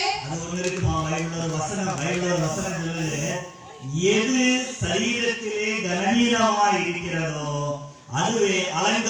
வேண்டும். அப்போ ஆண்கள் ஏன் மேக்கப் பண்ணா நாங்க எல்லாம் இயற்கையாகவே அழகு. இங்க ஒண்ணுமே இல்ல, அதனால என்ன செய்யறாங்க, அவங்க அழகுபடுத்துறாங்க. பேசுங்கம்மா. பேட்டி எடுத்தாங்களா, அந்த பேட்டியை சரியா முடிக்காம செல்ஃபி எடுக்க போயிருப்பாங்கன்னு நினைக்கிறேன். அங்கேயும் பிரச்சனை, எதையுமே முழுசா புரிஞ்சிட மாட்டாங்க. அதான் குடும்பத்திலேயும் பிரச்சனை. ஏன்னா பொறுமை என்பது பெண்களுக்கு இல்லையே நடுவர் அவர்களே. நான் அந்த பிள்ளைகள் தொடர்ந்து கேட்ட பொழுது அவர் சொன்னா, ஆண்டி சமையல் பார்க்கதான் நல்லா இல்ல, டேஸ்ட் சூப்பரா இருந்துச்சுன்னு சொன்னாங்க நடுவர் அவர்களே. அவங்க செய்வது அப்படியே மாறி இருக்கும். சரி, அப்புறம் ப்ரீபஸ் விட்டாங்கன்னு சொன்னாங்க இல்ல, எதற்கு தெரியுமா நடுவர் அவர்களே? சொல்லுங்க. நம்முடைய முதலமைச்சர் ஒரு ஆண், அவங்களுக்கு தெரியும் இவங்க ஒரு ஆண்களை மாதம் 15 தடவை ஷாப்பிங் போகணும், அங்க போகணும்னு ஊர் சுத்த கூப்பிடுவாங்க. பெட்ரோல் விக்கிற விலைக்கு எப்படி நடுவர்களே இவ்வளவு தடவை கூட்டிட்டு போக முடியும்? அப்போ ப்ரீபஸ் விட்டா யாரையும் தொந்தரவு இல்லாம அவங்களே போயிடுவாங்க நடுவர்களே. நீங்க பாருங்க, நம்ம உண்ணாவில கடையில போனா தெரியும் எந்த சைடு கூட்டம் ஜாஸ்தியா இருக்கு, பெண்கள் சைடு கூட்டம் ஜாஸ்தியா இருக்கு. அப்புறம் சொன்னாங்க சர்ச்சுக்கு வந்த 12 பேர். அப்போ சர்ச்சுக்கு வந்தது 12 பேர்னா 12 பெண்கள் மட்டும் தானே சபைக்கு வராம இருக்கணும். பேலன்ஸ் பெண்கள் எல்லாம் எங்க போறாங்க? காலையில எப்படி என்ன வேலை? ஆராதனை தான் 6 மணிக்கு முடியுதுல நடுவர் அவர்களே. நான் ஒரு சகோதரியிடம் கேட்டேன், ஏன் காலையில 6 மணிக்கு சர்ச்சுக்கு வரல? அவங்க சொன்னாங்க ஹஸ்பண்டுக்கு வேலை இல்ல, வீட்டுல இருக்காரு, பிள்ளைங்களுக்கு ஸ்கூல் இல்ல, வீட்டுல இருக்காங்க, சோ காலையில எந்திரிக்க ரொம்ப கஷ்டமா இருக்குன்னு சொன்னாங்க. ஒரு அம்மாவுக்கு ஒரு 10 மணிக்கு லாக்டவுன் டைம்ல ஃபோன் பண்றேன். ஹலோ, நான் பாஸ் பேசுறேமா. அப்படியா, என்ன பாஸ் சொல்றீங்க? அப்போ அந்த அம்மா இருக்கிறத வச்சு புரிஞ்சுக்கிட்டேன். அந்த என்னமா சொல்றீங்கயா? இல்ல பாஸ்டர், கொஞ்சம் பிரித்தி எழுந்தலான்னு முயற்சித்தேன் அப்படின்னு. சரிமா. அப்புறம் எப்படி பாஸ்டர் இந்த பெண்கள் விழித்திருந்து ஜெபம் பண்ணுவாங்க? வாய்ப்பே கிடையாது. அப்புறம் சொன்னாங்க புத்தியுள்ள ஸ்திரீ வீட்டை கட்டுகிறார், புத்தி இல்லாத ஸ்திரீ தன் கையால் வீட்டை இடித்து போடுகிறார். இப்போ பெண்கள் எல்லாமே புத்தி இல்லாத ஸ்திரீகள் தான் நடுவர் அவர்களே, வீட்டை இடித்து போடுறாங்க. ஆண்கள் தான் நடுவர் அவர்களே கஷ்டப்பட்டு அந்த வீட்டை கட்டுறாங்க. Very good. அப்புறம் சொன்னாங்க கை பூ போன்றது. அந்த பூ போன்ற கையில சொல்லி அதை தாங்குவதற்கு இந்த ஆண்கள் உழைத்து உழைத்து துரும்ப போறாங்க நடுவர் அவர்களே. அது என்ன பூ தெரியுமா நடுவர் அவர்களே? கள்ளி செடியில் முள்ள ஃபுல்லா முள்ள. அந்த மனசு பூ தொட்டி போன்றது நடுவர் அவர்களே. கனவு முரடா தான் இருக்கும் நடுவர் அவர்களே. அப்புறம் ஆனால் தெரியாதவன் அல்லன், கண்ணீரை மறைத்து வைக்க தெரிந்தவன், பணம் தேடுபவன் அல்ல, தன் குடும்ப தேவைக்காக ஓடுபவன் நடுவர் அவர்களே. வீட்டையை சுற்றி சுற்றி வந்தால் அது பெண் பிள்ளை, ஆனால் இந்த உலகத்தை சுற்றி வந்தால் அது ஆண் பிள்ளை நடுவர் அவர்களே. நடுவர் அவர்களே, இந்த லாக்டவுன்ல கூட பல நாடுகள்ல போய் வேலை செஞ்சு அங்கிருந்து ஊருக்கு வர கொரோனா டெஸ்ட் எடுத்து 7 நாள் குவாரண்டைன் இருந்து நம்ம ஊருக்கு வந்தது ஆண்கள். கஷ்டப்பட்டு இங்க வந்தவங்களுக்கு இங்க வேலை கிடையாது.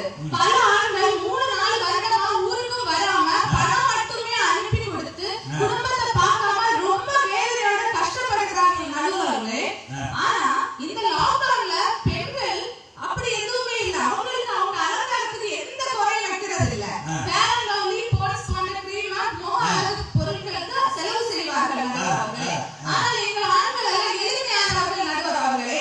ஒரு இடத்துக்கு போனோம்னா ஜஸ்ட் ஒரு ஃபேஸ் வாஷ், லைட்டா தலை சீவிட்டு வருவாங்க நடுவர்களே.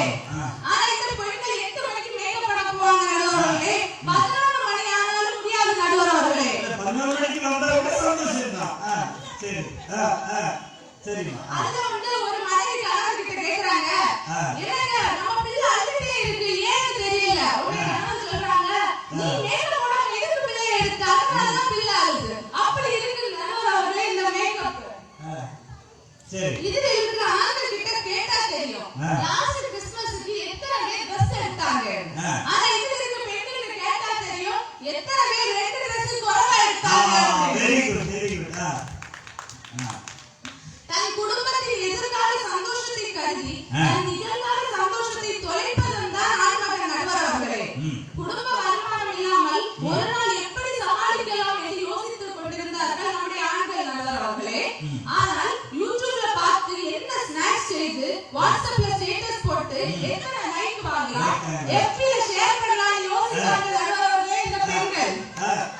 சரி சரி வெரி குட். செய்யக்கூடாத தொழில்கள் கூட பல ஆண்கள் செய்தார்கள் நடுவர் அவர்களே இந்த லாக்டவுனில். இந்த ஊரடங்கில் கூட தன்னுடைய பிள்ளை ஆன்லைன் கிளாஸ் படிக்கணும் அப்படின்னு சொல்லி ஒரு அப்பா திருட்டு பட்டம் கூட வாங்குறாங்க நடுவர் அவர்களே. நடுவர் அவர்களே ரீசெண்டா ஒரு சகோதரனிடத்துல கேட்டேன், ஏன் இவ்வளவு ஸ்ட்ரெஸ்ஸா டென்ஷனா இருக்கீங்க அப்படி. எனக்கு நான் அவளை கல்யாணம் பண்ணணும், அன்னையிலிருந்து எனக்கு பிடிச்ச இந்த டென்ஷன் தான் அப்படின்னு சொல்லி குழப்பிட்டே போறாங்க நடுவர் அவர்களே. அதுல என்ன தெரியுமா, ஒரு இப்ப வந்து ஹஸ்பண்ட் கிட்ட கேக்குறாங்க, என்னங்க பயங்கரவாதத்துக்கும் எல்லை தாண்டிய பயங்கரவாதத்துக்கும் உள்ள வித்தியாசம் என்ன அப்படி அப்படின்னு. உடனே கணவன் சொல்றாரு, நீ என் மேல பூரி கட்டையை தூக்கி வீசிடு, அது என் மேல பட்டா அது பயங்கரவாதம், அது தெருவுல போறவங்க மேல பட்டா அதுதான் எல்லை தாண்டிய பயங்கரவாதம். நடுவர் அவர்களே நம்ம செய்தித்தாள பார்த்திருப்போம். ஃபர்ஸ்ட் டைம் கொரோனா வந்து லாக்டவுன் டைம்ல ஒரு ஹஸ்பண்ட் வந்து ஃபாரின்ல இருந்து வராங்க சரியா. அவர் வந்து ஏர்போர்ட்லயே கொரோனா டெஸ்ட் எல்லாம் எடுத்தாச்சு. டெஸ்ட்ல நெகட்டிவ் வந்துச்சு. ஆனா வீட்டுக்கு வரும்போது கேட் ஓபன் பண்ணல. நல்லா கத்தி சத்தம் போட்டு கூப்பிடுறாரு, ஓபன் பண்ணல. உள்ள வராரு, கதவு தட்டுறாரு, ஓபன் பண்ணல. ஆனா உள்ள ஒய்ஃப் இருக்காங்க. கதவு திறக்கல. ஏன் தெரியுமா? அந்த நெகட்டிவா இருக்கு. கரெக்ட். ஏன் தெரியுமா? கல் நெஞ்சு நெகட்டிவா இருந்த படம் அது ஓபன் பண்ணி கொடுக்க மனசு இல்ல. ஆனா மாதம் வாங்குற மணி வேணும். அவங்க கஷ்டப்பட்டு அனுப்புற மணி வேணும். ஆனா அவங்க ஏற்றுக்கொள்ள மன பக்குவம் இல்ல. எவ்வளவு மன கஷ்டம். ஊரடங்கில் பல இன்னல்கள், மன அழுத்தம், விரக்தியில் இருந்த ஆணை ஒரு கவிதை நடுவர்களே. வீட்டுக்குள்ளே பொண்டாட்டி தொல்லை, வீட்டுக்கு வெளியே போலீஸ் தொல்லை, குத்தம் சொன்னால் மாமியார் தொல்லை, செல்லை எடுத்தால் பிள்ளைகள் தொல்லை, டிவியை பார்த்தால் விளம்பர தொல்லை, இப்படி திரும்பும் பக்கம் எல்லாம் தொல்லைதான் எங்கள் ஆண்களுக்கு நடுவர் அவர்களே. எனவே ஊரடங்கில் அதிகம் பாதிக்கப்பட்டது ஆண்களே என்று தீர்ப்பு வழங்கும்படி தாழ்மையுடன் கேட்டுக்கொள்கிறேன். Very good very good. ரொம்ப அருமையா பேசினாங்க. ஆண்களோட கஷ்டங்கள் அப்படியே ஒரு பக்கத்துல இருந்து உணர்ந்தது போல அவங்க வந்து அருமையா பேசினாங்க பாருங்க. என் பக்கத்துல ஒரு சகோதரன் போன் வருது.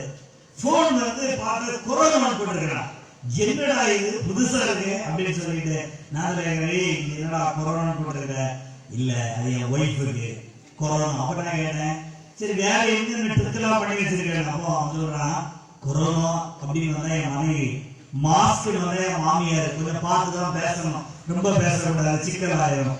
சானிடைசர் மச்சான் எப்ப கை கழுவான்னு தெரியாது, அதனால அவன் சானிடைசர். எங்க மாமனார் சோசியல் டிஸ்டன்ஸ், அவர்கிட்ட எப்பவுமே என்ன செய்யணும், சோசியல் டிஸ்டன்ஸ் கீப் பண்ணணும் அப்படின்னு சொல்லிட்டு சொல்றாங்க. அடுத்தது ஒரு வீட்டம்மா சொல்றாங்க, ஏங்க நீங்க இப்படியே வீட்டுல இருந்தா எவ்வளவு சந்தோஷமா இருக்கும், நான் நீங்க பிள்ளைங்க எல்லாரும் இப்படி சந்தோஷமா இருந்தா எவ்வளவு நமக்கு மகிழ்ச்சியா இருக்கு அப்படின்னு சொல்லி கேட்கறாங்க. இப்படியே பேசிக்கிட்டு இருந்தா அப்ப அவர் சொல்றாரு, சரிதான் இப்படியே இருந்தா சோத்துக்கு பிச்சை எடுக்கலாம் அப்படின்னு சொல்லிட்டு சொல்றாங்க. ஆண்கள் படக்கூடியதான அந்த கஷ்டங்கள், பண அழகிலே மனதளவிலே அவர்கள் படுகிறதான வேதனைகள் பல நேரங்களிலே அவர்கள் வெளியே சொல்வதில்லை. ஆண்கள் பெண்களுக்கு ஒரு மிகப்பெரிய ஒரு வெப்பம் இருக்கிறது, கண்ணீர். அந்த கண்ணீரை பார்த்தாலே நம்ம வந்து மண்ணில் உருவானவங்க பார்த்தீங்களா, அதனால என்ன செய்யணும், அப்படியே உருகிடும். ஆனா நம்ம என்ன கண்ணீர் விட்டா அவங்க உருக மாட்டாங்க. ஏன் தெரியுமா, அவங்க விழா இடங்களை உருவாங்க. அந்த ஹார்ட்னஸ் அவங்க என்ன செய்யும், அப்படியே இருக்கும். சரி, இப்பொழுது இந்த ஊரடங்கினால் அதிகம் பாதிக்கப்பட்டவர்கள் பெண்களை என்று சொல்லி பேச வருகிறார் சகோதரி ஆன்சி அவர்கள். உற்சாகமாக கைகளை கட்டி அவர்களை நாம் அழைப்போம்.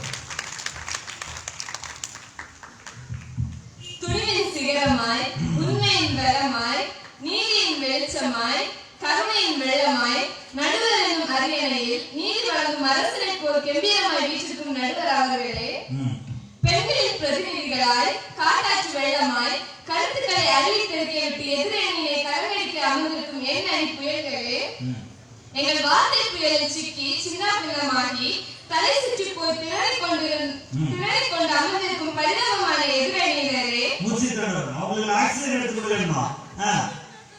எங்கள் புயல் போன்ற கருத்துக்களுக்கு இசைத்து தரும்படி இடி ஓசை போன்று கர ஓசையுடன் எங்களுக்கு ஆதரவு தெரிவிக்கும் அவை மக்களே, உங்கள் அனைவருக்கும் என் இனிய மாலை வணக்கம். ஊரடங்கில் அதிகம் பாதிக்கப்பட்டது ஆண்களா பெண்களா என்ற தலைப்பில் ஊரடங்கில் அதிகம் பாதிக்கப்பட்டது பெண்களே என்று அனைவருக்கும் தெரியும், சூப்பர். எதிரணியில் ஒரு சகோதரி எதிரணியின் சகோதரிகள் ஆண்களுக்கு ஆதரவாக பேச வந்திருக்கிறார்கள். அது தப்புல. ஆனா அது ஒரு சகோதரி அவங்க வீட்டுல என்ன தெரியுமா சொல்லிட்டு பட்டிமன்றத்துக்கு வந்தாங்க தெரியுமா நடுவர்களே? நான் மனசாட்சி இல்லாம பேச போறேன். ஏன் முன்னாடி பேச எதிரணி சகோதரி ஒரு முறை பாருங்க நடுவர்களே. இல்ல இதெல்லாம் விட்டா வாயை கொடுத்து மாட்டிக்கிட்டதுங்கிறது இதுதான். சில ரகசியங்கள் எல்லாம் வெளியே சொல்லவே கூடாது பாத்தீங்களா? சரி சொல்லுங்க. ஊரடங்கு வேலை செய்து எப்படி திரும்ப இறந்து போயிருக்காங்க. வீட்டை சுற்றி வந்தால் அது பெண் பிள்ளை, உலகத்தை சுற்றி வந்தால் அது ஆண் பிள்ளையா? நடுவர் அவர்களே, எதிரணி சகோதரி இன்னும் அந்த ஒரு ஜெனரேஷனே இருக்காங்க நினைக்கிறேன். இப்போ பெண்கள் அது எல்லா பெண்களும் வேலைக்கு செல்கிறார்கள் நடுவர் அவர்களே. உள்ளூர் முதல் வெளிநாடு வரை பெண்கள் உலகத்தை சுற்றி குடும்பத்துக்காக உழைக்கிறார்கள். மேரேஜ் அலைன்ஸ் பார்க்கும்போது கூட பெண்கள் என்ன படிச்சிருக்காங்க, பெண் என்ன வேலை பார்க்கறதுனா ஃபர்ஸ்ட் क्वेश्चन கேட்பாங்க. அடுத்து சொன்னாங்க ஃப்ரீ பஸ் ரீசன் பெண்கள் 15 தடவை ஷாப்பிங் போறாங்க. நடுவர் அவர்களே, ஆண்களுக்கு ஃப்ரீ பஸ் விடாத காரணம் என்னன்னா அவங்களுக்கு 5 ரூபாய் டிக்கெட் கொடுத்து போறது பிடிக்காது, 100 ரூபாய்க்கு பெட்ரோல் போட்டு போறது பிடிக்கும். ஏன்னா அவங்களுக்கு பிரஸ்டீஜ் ப்ராப்ளம் பஸ்ல போனா பாத்தீங்களா செலவு எடுத்துக்கிறாங்க ஆண்கள். ஆனா அந்த 100 ரூபாய் பெண்களிடம் இருந்தா அது சேமிச்சு வைப்பாங்க. இப்படி சடனா ஊரடங்கு போடும்போது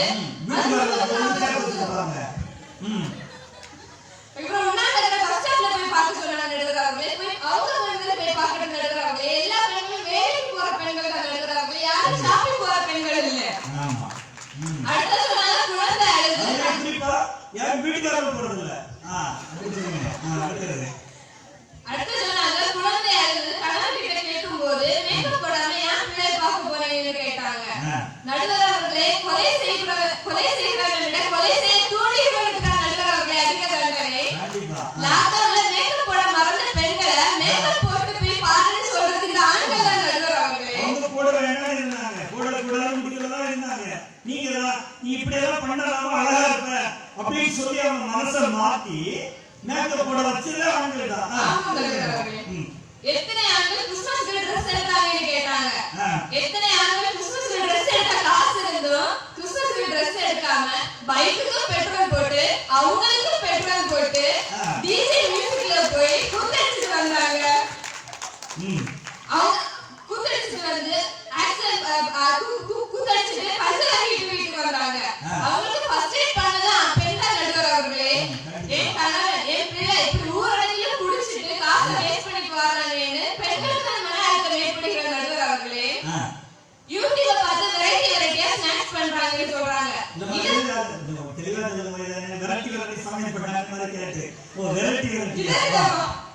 இத பண்ணிட்டா அத பண்ணிட்டா அப்படின்னு கேட்கறது இந்த ஆண்கள் தான் நடுவர் அவர்களே.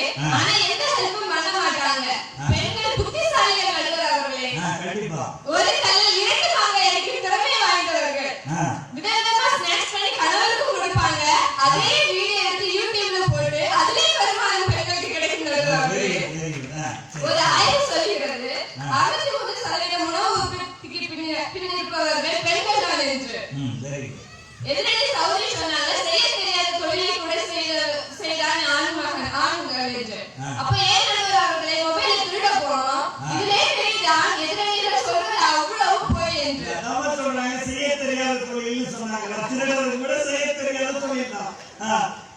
சமீபத்தில் ஒரு நியூஸ் பார்த்து நடுவர் அவர்களே, டெய்லி ரசம் வைத்த மனைவியை கணவர் கொண்டார் என்று.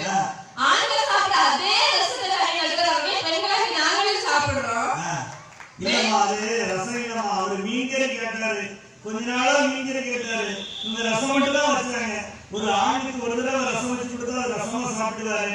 மறுநாளும் அது கொஞ்சம் ரசமா இருக்கும். 3ஆவது நாள் வரும்போது அந்த ரசம் ரசமா இருந்தாங்க. அதுதான் மீன் வாங்கி கொடுத்தா மீன் கறி வச்சு கொடுத்துட்டு போறாரு. சரி, வெளிநாட்டுல வீட்டு வேலையை ஆண்கள் கூட செய்வாங்க. ஆனா இந்தியாவில வீட்டு வேலையை சொன்னா சும்மா டார்ச்சர் பண்ணாங்கன்னு சொல்லுவாங்க. பெண்கள் ஒரு அழகிய இசை கருவி நடுவர் அவர்களே. இறைச்சல் வருகிறதை குறை சொல்வது முட்டாள்தனம். இசைக்கு தெரியவில்லை என்பதை ஆண்கள் ஒத்துக்கொள்ள வேண்டும். பெண்களை என்று தாழ்வாக நினைக்காதே. இந்த ஊரடங்குல ஒரு பெண் இல்லை என்றால் ஆனால் ஒரு நாளை கடப்பதை கூட கடினம். ஆனால் ஆண் இல்லை என்றால் பெண் அனைத்தையும் சமாளித்து விடுவார் நடுவர்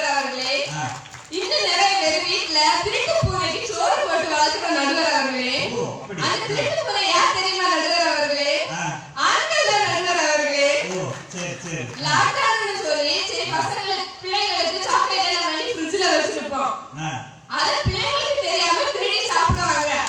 காலையில பசங்க வந்து அம்மாட்ட அழும்போது பிள்ளைங்களை சமாதானம் பண்ணா அம்மாக்கள் படுற பாடு இருக்கே அது சொல்லவே முடியாது நடுவர்களே. ஏன் திருடி சாப்பிட்டீங்கன்னா அப்பா கிட்ட போய் கேட்டா சொல்லுவாங்க டூத் பேஸ்ட் ஆட் கொடுக்குற மாதிரி இங்க இருந்து வா இங்க வரீங்க நடுவர்களே. சொல்றாங்க ஆன்லைன் ஒர்க்குமா அதான் நான் சாப்பிட்டேன் அப்படின்னு. லாக்டவுன்ல ஸ்கூல் க்ளோஸ், அதனால வீட்ல பெற்றோர் தான் பாடம் சொல்லி கொடுப்பாங்க. கஷ்டப்பட்டு பிள்ளையை உட்கார வச்சு படிக்க சொல்லி கொடுப்பாங்க நடுவர்களே. அப்பதான் ஆண்கள் வந்து சொல்லுவாங்க ஏ சாமி வாயா சாமி பாட்டு பாடுவாங்க நடுவர்களே. பசங்களுக்கு என்ன பிடிக்கும்னு கேட்டா அப்பாவுக்கு தெரியாது, அப்பாவை என்ன ஃபீல் பண்றீங்கன்னு கேட்டா அதுவும் தெரியாது. இதுலயே தெரியுது ஆண்கள் ஊரடங்குல இந்த பிள்ளையை பாக்குறதே இல்ல அப்படின்னு. பிள்ளைகளை வளர்ப்பது பெற்றோரின் கடமை என்றுதான் நானும் எங்கள் அணியினரும் எங்கள் பெண்களும் கேள்விப்பட்டிருக்கிறோம். ஆனா எதிரணியினர்கள் மட்டும் பிள்ளைகளை வளர்ப்பது பெண்களின் கடமை என்று படித்திருக்கிறார்கள் நினைக்கிறேன் நடுவர்களே. ஒரு விஷயத்துல ஊரடங்கில் அதிகம் பாதிக்கப்பட்டது ஆண்கள் சொல்லி நடுவர்களே. எது தெரியுமா? ஒயின் ஷாப் க்ளோஸ் நடுவர்களே. ஆனா அது எப்ப ஓபன் ஆச்சோ அப்ப தொடங்கியது ஆண்களின் நடனம், வசை சொற்கள், பெண்களை துன்புறுத்துவது. தனக்கே வலிக்காது தன்னை நேசித்தவர்களுக்கு வலிக்க கூடாது, நேசித்தவர்களுக்கு வலிக்க கூடாது என்று நினைப்பவர்கள் நடுவர்களே பெண்களின் குணம். ஆனால் ஆண்கள் அப்படியா? இல்லை நடுவர்களே. 2020ஆம் ஆண்டை ஒப்பிடுகையில் 2021ஆம் ஆண்டில் பெண்களுக்கு இருக்கிற குற்றங்கள் 46% அதிகரித்துள்ளன நடுவர்களே. இதனால் பெண்கள் தான் ஊரடங்கில் அதிகம் பாதிக்கப்பட்டுள்ளனர் என்று தீர்ப்பளிக்குமாறு கேட்டுக்கொண்டு வாய்ப்புக்கு நன்றி கூறி விடைபெறுகிறேன். நன்றி, வணக்கம். அருமையா பேசினாங்க சகோதரி ஆன்சி அவர்கள். ஏற்கனவே பேசினவங்களுடைய கருத்துக்களை வந்து பீட் பண்ணி அருமையா பேசினாங்க. ஒரு அறிக்கை சொல்றாங்க பாருங்க, வெளி சார்ந்த அதாவது விபத்துகள் குறைந்தது, திருட்டு குறைந்தது, கொலை குற்றங்கள், கொள்ளை போன்ற குற்றங்கள் இந்த லாக்டவுன் டைமில் குறைந்தது. ஆனால் குடும்ப வன்முறை இந்த லாக்டவுன் டைமில் அதிகரித்தது என்று சொல்லி அறிக்கைகள் சொல்லுகிறார்கள். ஆண்களை என்று சொல்லி பேச வருகிறார் சகோதரி திரிஷா அவர்கள். உற்சாகமாக கரங்களை தட்டி நாம் அவர்களை வரவேற்போம். புலியின் உருவலும் சிங்கத்தின் கர்ஜிப்பும் நியூட்டனின் அறிவும் அரிஸ்டாட்டிலின் சிந்தனையும் சாப்ளினின் நகைச்சுவையும் வாழ்முறை உயரமும் கொண்ட பெரும் மதிப்பிற்குரிய அன்பான எளிமையான தாழ்மையான எங்கள் நடுவர்களுக்கும் எல்லாரும் சொன்னீங்க சிறந்த வாழை மரம் உயரம் வரலாம். நீ தைரியமாக போய் பேசு, நமக்கு துணையாய் பெரிய பட்டாளமே முன்பு நிற்கிறது என்று இரண்டே வரை பெரும் தைரியத்தையும் நம்பிக்கையை ஏற்படுத்தி அனுப்பி வைத்து அமர்ந்திருக்கும் எண்ணெய் பூக்களுக்கும் அப்பூக்களை குத்தி கிழிக்க வேண்டும் என்று தீவிர சிந்தனை செய்து கொண்டிருக்கும் எதிரணி சுயநலவாதிகளுக்கும் நடுவர்களே. ஆமாம் நடுவர்களே. நான் ஏன் எதிரணியினரை பூக்கள் என்றும் எதிரணியினரை சுயநலவாதிகள் என்று சொன்னேன் தெரியுமா? சுயநலவாதிகள் பூக்களை நெருங்கும் போது எட்டி ஓட வைக்க முட்களா என்று கை தட்டி எங்கள் அன்னைக்கு ஓசை சேர்க்கும் அன்பான ஆதரவாளர்களே, உங்கள் அனைவருக்கு இனிய மாலை வணக்கம். கூடி வாழ்ந்தால் கோடி நன்மை என்று காலம் போய் விலகி வாழ்ந்தால் கோடி உயிருக்கு நன்மை என்ற காலத்தில் வாழ்கிறோம். நடுவர் அவர்களே, கொரோனாவும் பெண்களும் ஒன்று. என்ன தெரியுமா? 2 அணி இருக்கிற இடத்துல படாத பாடுபடுறோம். கண்டிப்பா. எதிரணியினர் சொன்னாங்க அவங்க புயல்கள் இருக்கு. உண்மைதான் நடுவர் அவர்களே. எந்த புயல் மக்களை வாழ வைக்கிறது என்று சொல்லுங்க பாப்போம். ஒரு புயலும் இல்ல. ஊரடங்கு காலத்தில் இரவு 7 மணி வரை தான் அனைத்துக்கும் அனுமதி கொடுத்திருந்தாங்க. ஏன் உண்ணாவிரதத்துல கூட 7 மணிக்கு முன்னாடி அங்க நின்ற ஆண்களை வீட்டுக்கு விரட்டி விட்டாங்க. ஆனா அதே சுற்றுவட்டார பகுதியில இரவு 9 மணி வரை பியூட்டி பார்லர் வந்து செயல்பாட்டுல இருந்தது. யாராச்சும் சொன்னாங்க நடுவர் அவர்களே? ஒருத்தர் சொல்லல. எதிரணியினர் சொன்னாங்க உடல் ரீதியான தாக்குதல். அப்ப பெண்கள் ஆண்களுக்கு கொடுக்கிற மன ரீதியான தாக்குதல்களை எங்க போய் சொல்ல முடியும் நடுவர் அவர்களே? இதுதான் திருவள்ளுவர் அன்னையே சொல்லி வச்சிருக்காரு. தீயால் சுட்ட புண் உள்ளாது மாறாது நாவினால் சுட்டவாடு என்று. இன்னும் எதிரணியினர் ஒன்று சொன்னாங்க, பாஸ்வேர்டு கேட்டாங்கன்னா உடனே நெஞ்சு வலி நின்று போச்சா. உண்மைதான் நடுவர் அவர்களே. ஏன் தெரியுமா? மொபைல் எடுத்து தனக்கு தேவையில்லைனாலும் ஆன்லைன்ல கண்டதை ஆர்டர் பண்ணி வைக்க வேண்டியது. அதோட நிறுத்துவாங்க நடுவர் அவர்களே. இல்ல, இப்ப இருக்க வசதியில முக்கியமானது ஜிபே. கணவரோட பேங்க் அக்கவுண்ட்ல இருந்து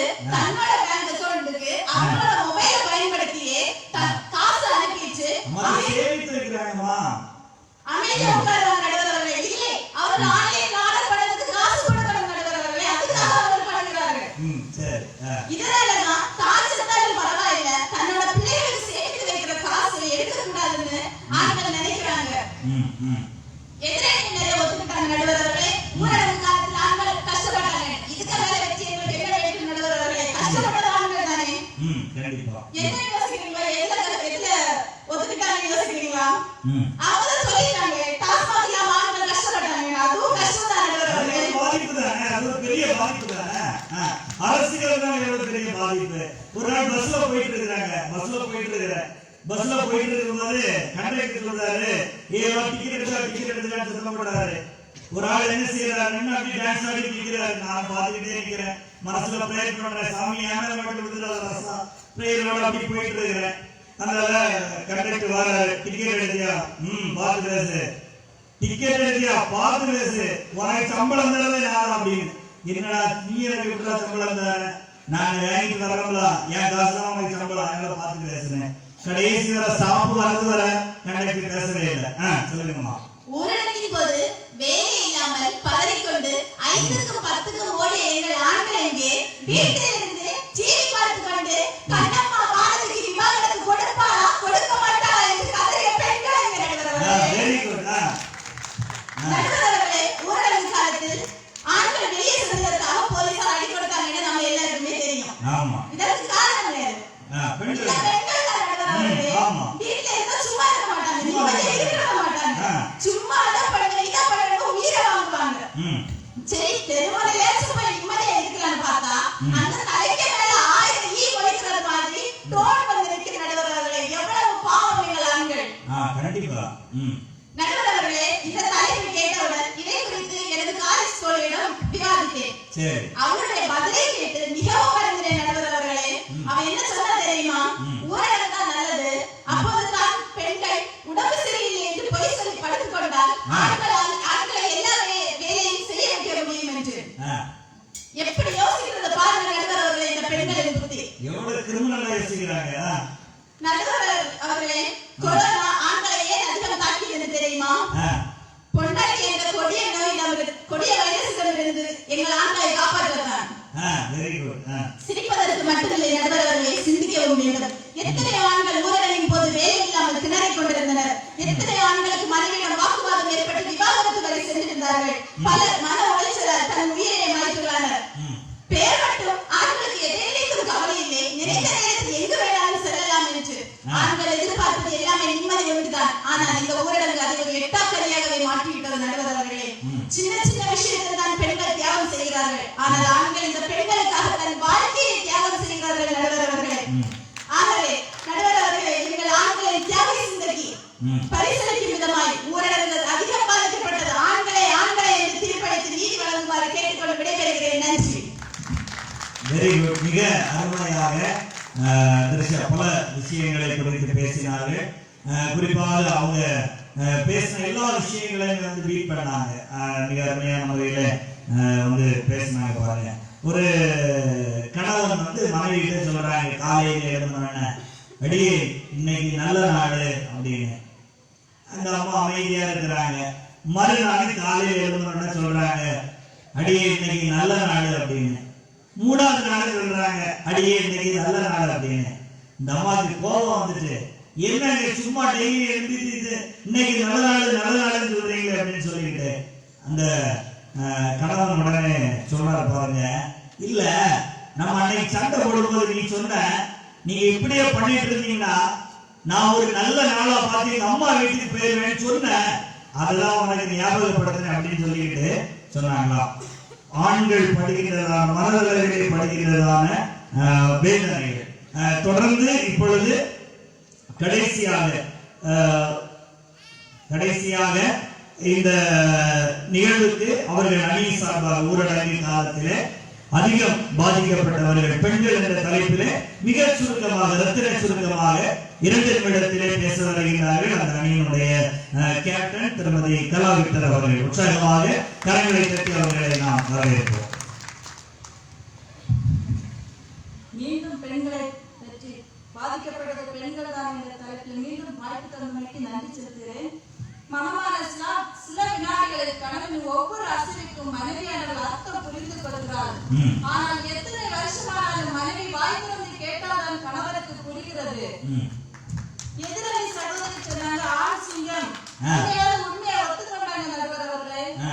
ஊரடங்கு காலத்தில் ஆண்கள் ஆண் சிங்கம் போலதான் இருந்தாங்க. ஆண் சிங்கம் சும்மாதான் இருக்கும் நடுவர் அவர்களே. ஆமா. பெண் சிங்கம் தான் வேட்டையாடி கொண்டு ஆமா, வந்து ஆண் சிங்கத்தை பத்தி சிங்கத்தை சொல்லுவாங்க. ஆண் சிங்கம் வந்து 23 மணி நேரம் தூங்குமா. அது எப்ப முழிக்கும் தெரியுமா? பசி எடுக்கும் போதுதான் முழிக்குமா. முழிச்சிட்டு ஏதாவது ஒண்ணு அடிச்சு சாப்பிட்டு அடுத்தது தூக்கிடும். ஆனா பெண் சிங்கம் தான் இவங்க பாக்குறாரு. எதிரணி சொன்னாங்க அருணோதய ஆராதனையில 12 ஆண்கள் மட்டும்தான் சேர்ந்து கொண்டாங்க. இன்னைக்கு பாருங்க நடுவர் அவர்களே, எத்தனை ஆண்கள் இருக்கிறாங்க, எத்தனை பெண்கள் இருக்கிறாங்க. பாத்தீங்களா? கணக்கு போல இருக்காங்க. ஞாயிறு ஆராதனை, புதன் ஆராதனை, வெள்ளி ஆராதனை, இதுல எத்தனை ஆண்கள் அதிகம் வருகிறார்கள் நடுவர் அவர்களே? பெண்கள் தான் நடுவர் அவர்களே. நடுவர் அவர்களே, திருமணமான பெண்களுக்கு தாரம் என்று சொல்லுவாங்க. ஏன் தெரியுமா? நாங்கள் அன்பை தாரோம், பாசத்தை தாரோம், பண்பை தாரோம், கஷ்டம் வந்தால் உடனே நகையை தாரோம் நடுவர் அவர்களே. கூடவே தொல்லையை தாரோம் சொல்லிருங்க. நல்லா இருக்கும். எதிரணி சகோதரி சொன்னாங்க பெண்கள் பொறுமை இல்ல, பொறுமைசாலி யார் தெரியுமா நடுவர் அவர்களே? நாங்கள் தான் நடுவர் அவர்களே. ஏன் தெரியுமா? ஊரடங்கு காலத்தில் போட்ட சீவிகளை திரும்ப திரும்ப போட்டு அதை பொறுமையை பார்த்தது யார் நடுவர் அவர்களே? நாங்கள் தான். சரி, சூப்பர். வாக்குவாதம் அதிகம் ஏற்பட்டு டைவர்ஸ் நடந்துன்னு சொன்னாங்க எதிரணிங்க. இந்த ஊரடங்கு காலத்தில் ஆண்கள் தனியாக சமைக்க முடியாதுன்னு இருந்தப்போ பிரிந்தவங்களே ஒன்று சேர்ந்தாங்க நடுவர் அவர்களே. மன ரீதியான தாக்குதல் ஆண்களுக்கு அதிகம் என்று சொன்னாங்க. அதுக்கு கவுன்சிலிங் சொல்லலாம். ஆனா உடல் ரீதியான தாக்குதல் வந்தாலும் இறந்தே போகிறார்கள் நடுவர் அவர்களே. இதுல வேற பெண்கள் கொடிய வைரஸா என்று சொல்றாங்க. இதுல தெரியறதா நடுவர் அவர்களே? ஆண்களுக்கு பெண்களை மதிக்க கூட தெரியவில்லை நடுவர் அவர்களே. பாத்தீங்களா? ஆன்லைன்ல கண்டனை ஆர்டர் பண்றாங்க, கண்டனை வாங்குறாங்க அப்படின்னு சொன்னாங்க. நாங்க கூடி போற ஒரு ட்ரெஸ் எடுப்போம், 500 1000 ரூபாய் ஆகும். அவங்க அப்படியே ரம்மி விளையாடி லட்சக்கணக்கான பணங்கள் 500 1000 ரூபாய் விஷயமா? லட்சக்கணக்கான பணங்களை செலவழித்துக் கொண்டிருக்கிறார்கள் நடுவர் அவர்களே. இது பாதிக்கப்படுவது யார் நடுவர் அவர்களே? பெண்கள் தான் நடுவர் அவர்களே. கண்டிப்பா. சகோதரி அருமையாக சொல்லிவிட்டாரு. வெளிநாட்டுல இருந்து கணவர் வந்தாராம், கதவு தட்டினப்ப கதவு திறக்கலையா, அவருக்கு நெகட்டிவா. அந்த மனைவிக்கு பாசிட்டிவ் நடுக்கிறவர்களே. அதனால்தான் அவங்க என்ன செய்யல, கதவு திறக்கல. தன்னுடைய கணவன் வரக்கூடாது என்று நினைத்துதான் நடுகிறவர்களே. அப்போ கோபத்துல திறக்காம பாசத்துல. ஆமா. சரி, ஓகே. ஊரடங்கு காலத்தில் அதிகம் பாதிக்கப்பட்டது பெண்கள் தான் என்ற தீர்ப்பை நீங்கள் சொல்லணும். ஒருவேளை சொல்லாவிட்டாலும் நாங்கள் வருத்தப்பட போவதில்லை. ஏன் தெரியுமா?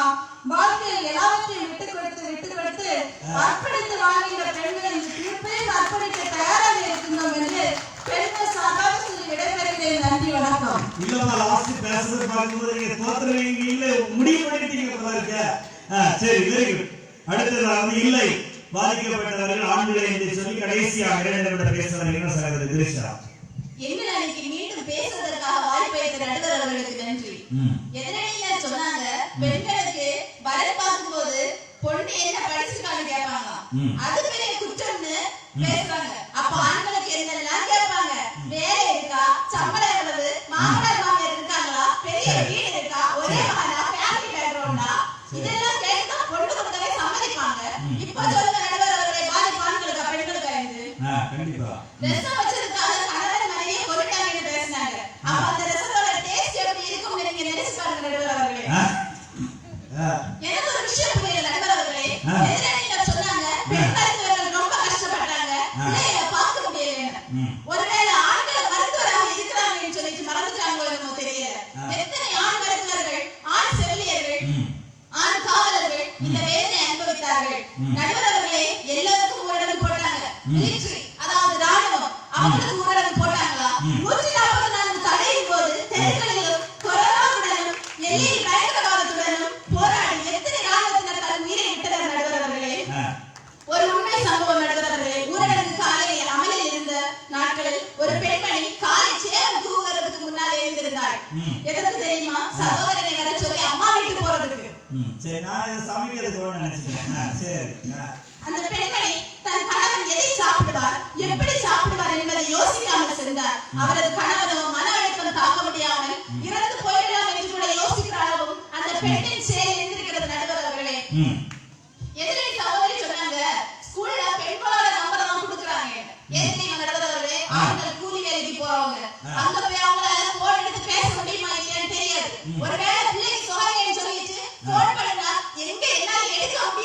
ஒரு வயசுல போன் நம்பர் கொடுத்துட்டு வராங்க நடுவர் அவர்களே. ஆனால் பெண்கள் இதே குற்றம் சொல்கிறாங்க. இங்க வீட்ல இருந்துட்டு மியூசிக்கல்ல வீடியோ எடிட் பண்ண முடியுது. பக்கத்து வீட்ல இருக்கவங்களுக்கு போன் பண்ணி தேவையில்லாத கதையெல்லாம் பேச தெரியுது. ஸ்கூல்ல நம்பர் கொடுத்தது குற்றம். பெண்கள் ஆண்களோட அசைவை சரியா தெரிஞ்சு வச்சிருக்காங்கன்னு சொன்னாங்க.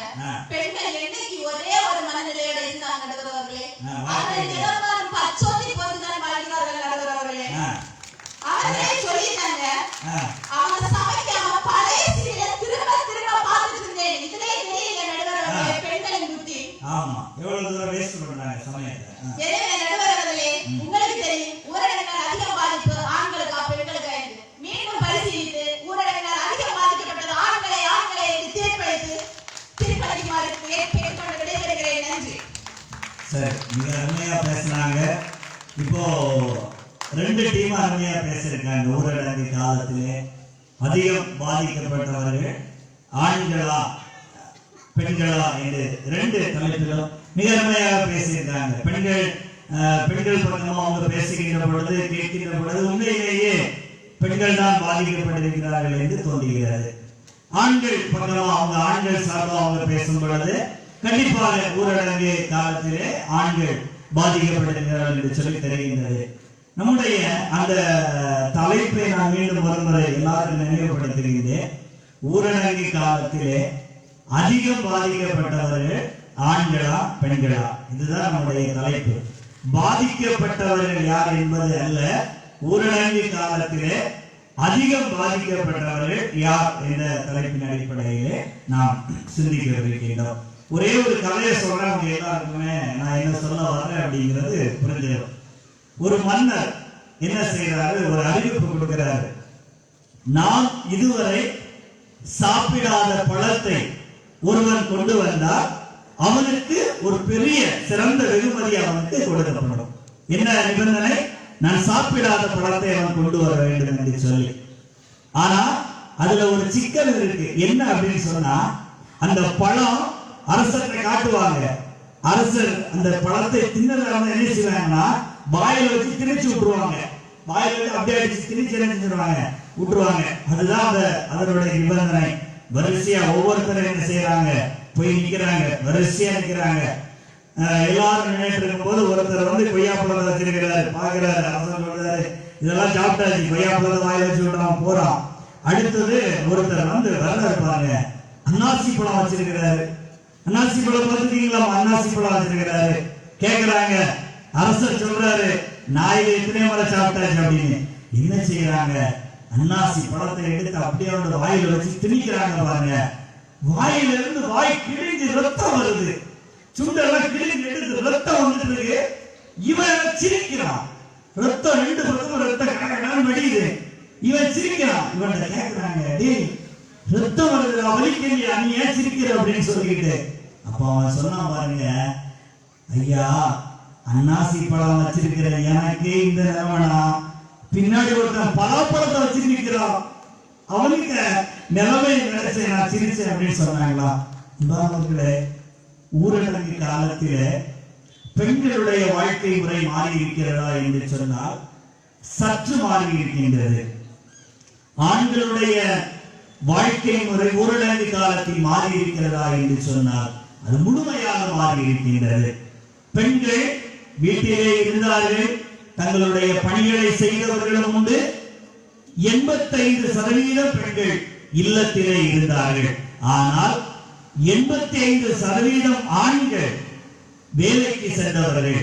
இந்த ஊரடங்கு நிமித்தமாக அந்த குடும்பம் என்ற அந்த சங்கிலிக்குள்ளாக அடைபட்டார்கள். இல்லம் என்ற அந்த சிறைக்குள்ளாக அடைபட்டார்கள். ஒரு பையனை கூட்டிட்டு அப்பா ஹெட்மாஸ்டர் பார்க்க போறாரு.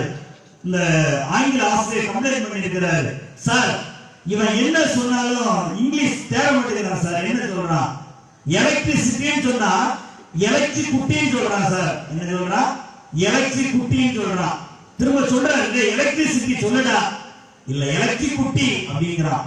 உடனே அந்த பையன் அவங்க அப்பாவை கூட்டிட்டு வரான்னு சொல்லியாச்சு. அப்பா வந்திருக்கிறாரு. அப்பா அப்பாட்ட சொல்றாரு, சார் இந்த பையன் எலக்ட்ரிசிட்டி எலக்ட்ரிக் குட்டின்னு சொல்றான்னு. இந்த அப்பா சொல்றாரு, சார் நல்லா இருப்பீங்க சார், தயவு செய்து இதை பப்ளிசிட்டி பண்ணாதீங்க சார் அப்படின்னு. இவர் என்ன சொல்றாரு? பப்ளிசிட்டி பண்ணாதீங்க. ஆண்கள் சார்ந்து இருக்கின்றதான அந்த பிரச்சனைகள். மனைவி என்ன செய்யறாங்க? ஒண்ணுமே சமைக்கல, டைம் ஆயிடுச்சு, காலையில சாப்பிட வேண்டிய 10 மணிக்கு சாப்பிட வேண்டிய சமயம் ஆயிடுச்சு. கேக்குறாங்க, இன்னுமா சமயம் ஆகல, இன்னுமா சமையல் பண்ணல, நீ நேரம் எவ்வளவு ஆகிட்டு, ரெடி ஆகுமா இல்லையா? முடியாதுன்னா போ, நான் வெளியே போறேன் அப்படின்னு சொல்லிட்டு, ஏங்க ஒரு 5 நிமிஷம் வெயிட் பண்ணுங்க. ஓ அப்படியா, 5 நிமிஷம் வெயிட் பண்ணா ரெடி ஆயிடுமா? இல்ல இல்ல, நானும் டப்புனு ட்ரெஸ் மாத்திட்டு வரேன், உங்க கூட வந்துடுறேன் அப்படின்னு சொல்லிட்டு. அப்போ ஆண்கள் இல்லங்களிலே இருக்கின்றார்கள். ஒரு புதிய ஒரு வாழ்வு தளத்திற்குள்ளாக ஆண்கள் நிர்பந்திக்கப்பட்டிருக்கின்றார்கள். இல்லத்தில் இருப்பதும் பிள்ளைகளை பாதுகாப்பதும் பெண்களுக்கு புதிதல்ல. ஆனால் அந்த இல்லத்தோடு இருக்கின்ற அந்த சூழலிலே அப்படியே சிறைப்பட்டு இருப்பது என்பது அது ஆண்களுக்கு அது புதிதான ஒரு அனுபவம்.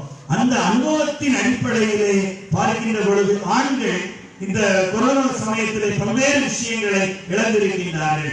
இன்றைக்கு நம்முடைய சமூகம் ஒரு பேட்ரியார்க்கல் சொசைட்டியாக, ஆணாதிக்க சமூகமாக, அதாவது ஒரு ஆணை குடும்ப தலைவராக கொண்ட ஒரு சமூகமாக இருக்கின்றது. அவர்கள் இந்த கொரோனா ஊரடங்கு நிமித்தமாக வருவாய் இழப்பு, வேலை இழப்பு, மன அழுத்தம், பண நெருக்கடி, அவமானம், உறவு சார்ந்த சிக்கல்கள், பிள்ளைகளினுடைய படிப்பு சார்ந்த சிக்கல்கள் எல்லாவற்றையும் அவர்கள் சந்தித்தார்கள். ஏனென்று சொன்னால் ஒரு மனைவி பிள்ளையை பற்றி யோசிக்கின்றார். ஆனால் ஒரு கணவன் எல்லாரையும் பற்றி யோசிக்கின்றார். ஏனென்றால் மனைவி அந்த குடும்பத்தை வழிநடத்தலாம், ஒரு மனைவி ஒரு குடும்பத்தை வழிநடத்தலாம். ஆனால் ஒரு கணவன் தான் குடும்பத்தினுடைய தலையாக இருக்கின்றார். குடும்பத்தினுடைய திருமணம் நமக்கு அதைத்தான் சொல்லித் தருகின்றது. கணவன் மனைவிக்கு தலையாக இருக்கின்றார். அப்படியானால் அந்த குடும்பம் என்ற அமைப்பிலே அது தலைவராக இருக்கின்ற ஒரு நிறுவனம் பாதிக்கப்படுகிறது என்று சொன்னால் அது பணியாளர்களை பாதிக்காது, அதில் இருக்கின்ற வேலையாட்களை பாதிக்காது. அது யாரை அதிகமாக பாதிக்கும்? அந்த நிறுவனத்தினுடைய தலைவரை, அந்த நிறுவனத்தினுடைய உரிமையாளரை தான் அதிகமாக பாதிக்கும். அதன் அடிப்படையிலே பார்க்கின்ற பொழுது ஊரடங்கின் நிமித்தமாக அதிகமாக பாதிக்கப்பட்டவர்கள் ஆண்களை சொல்லி என்னுடைய தீர்ப்பை நிறைவு செய்கிறேன். நன்றி, வணக்கம்.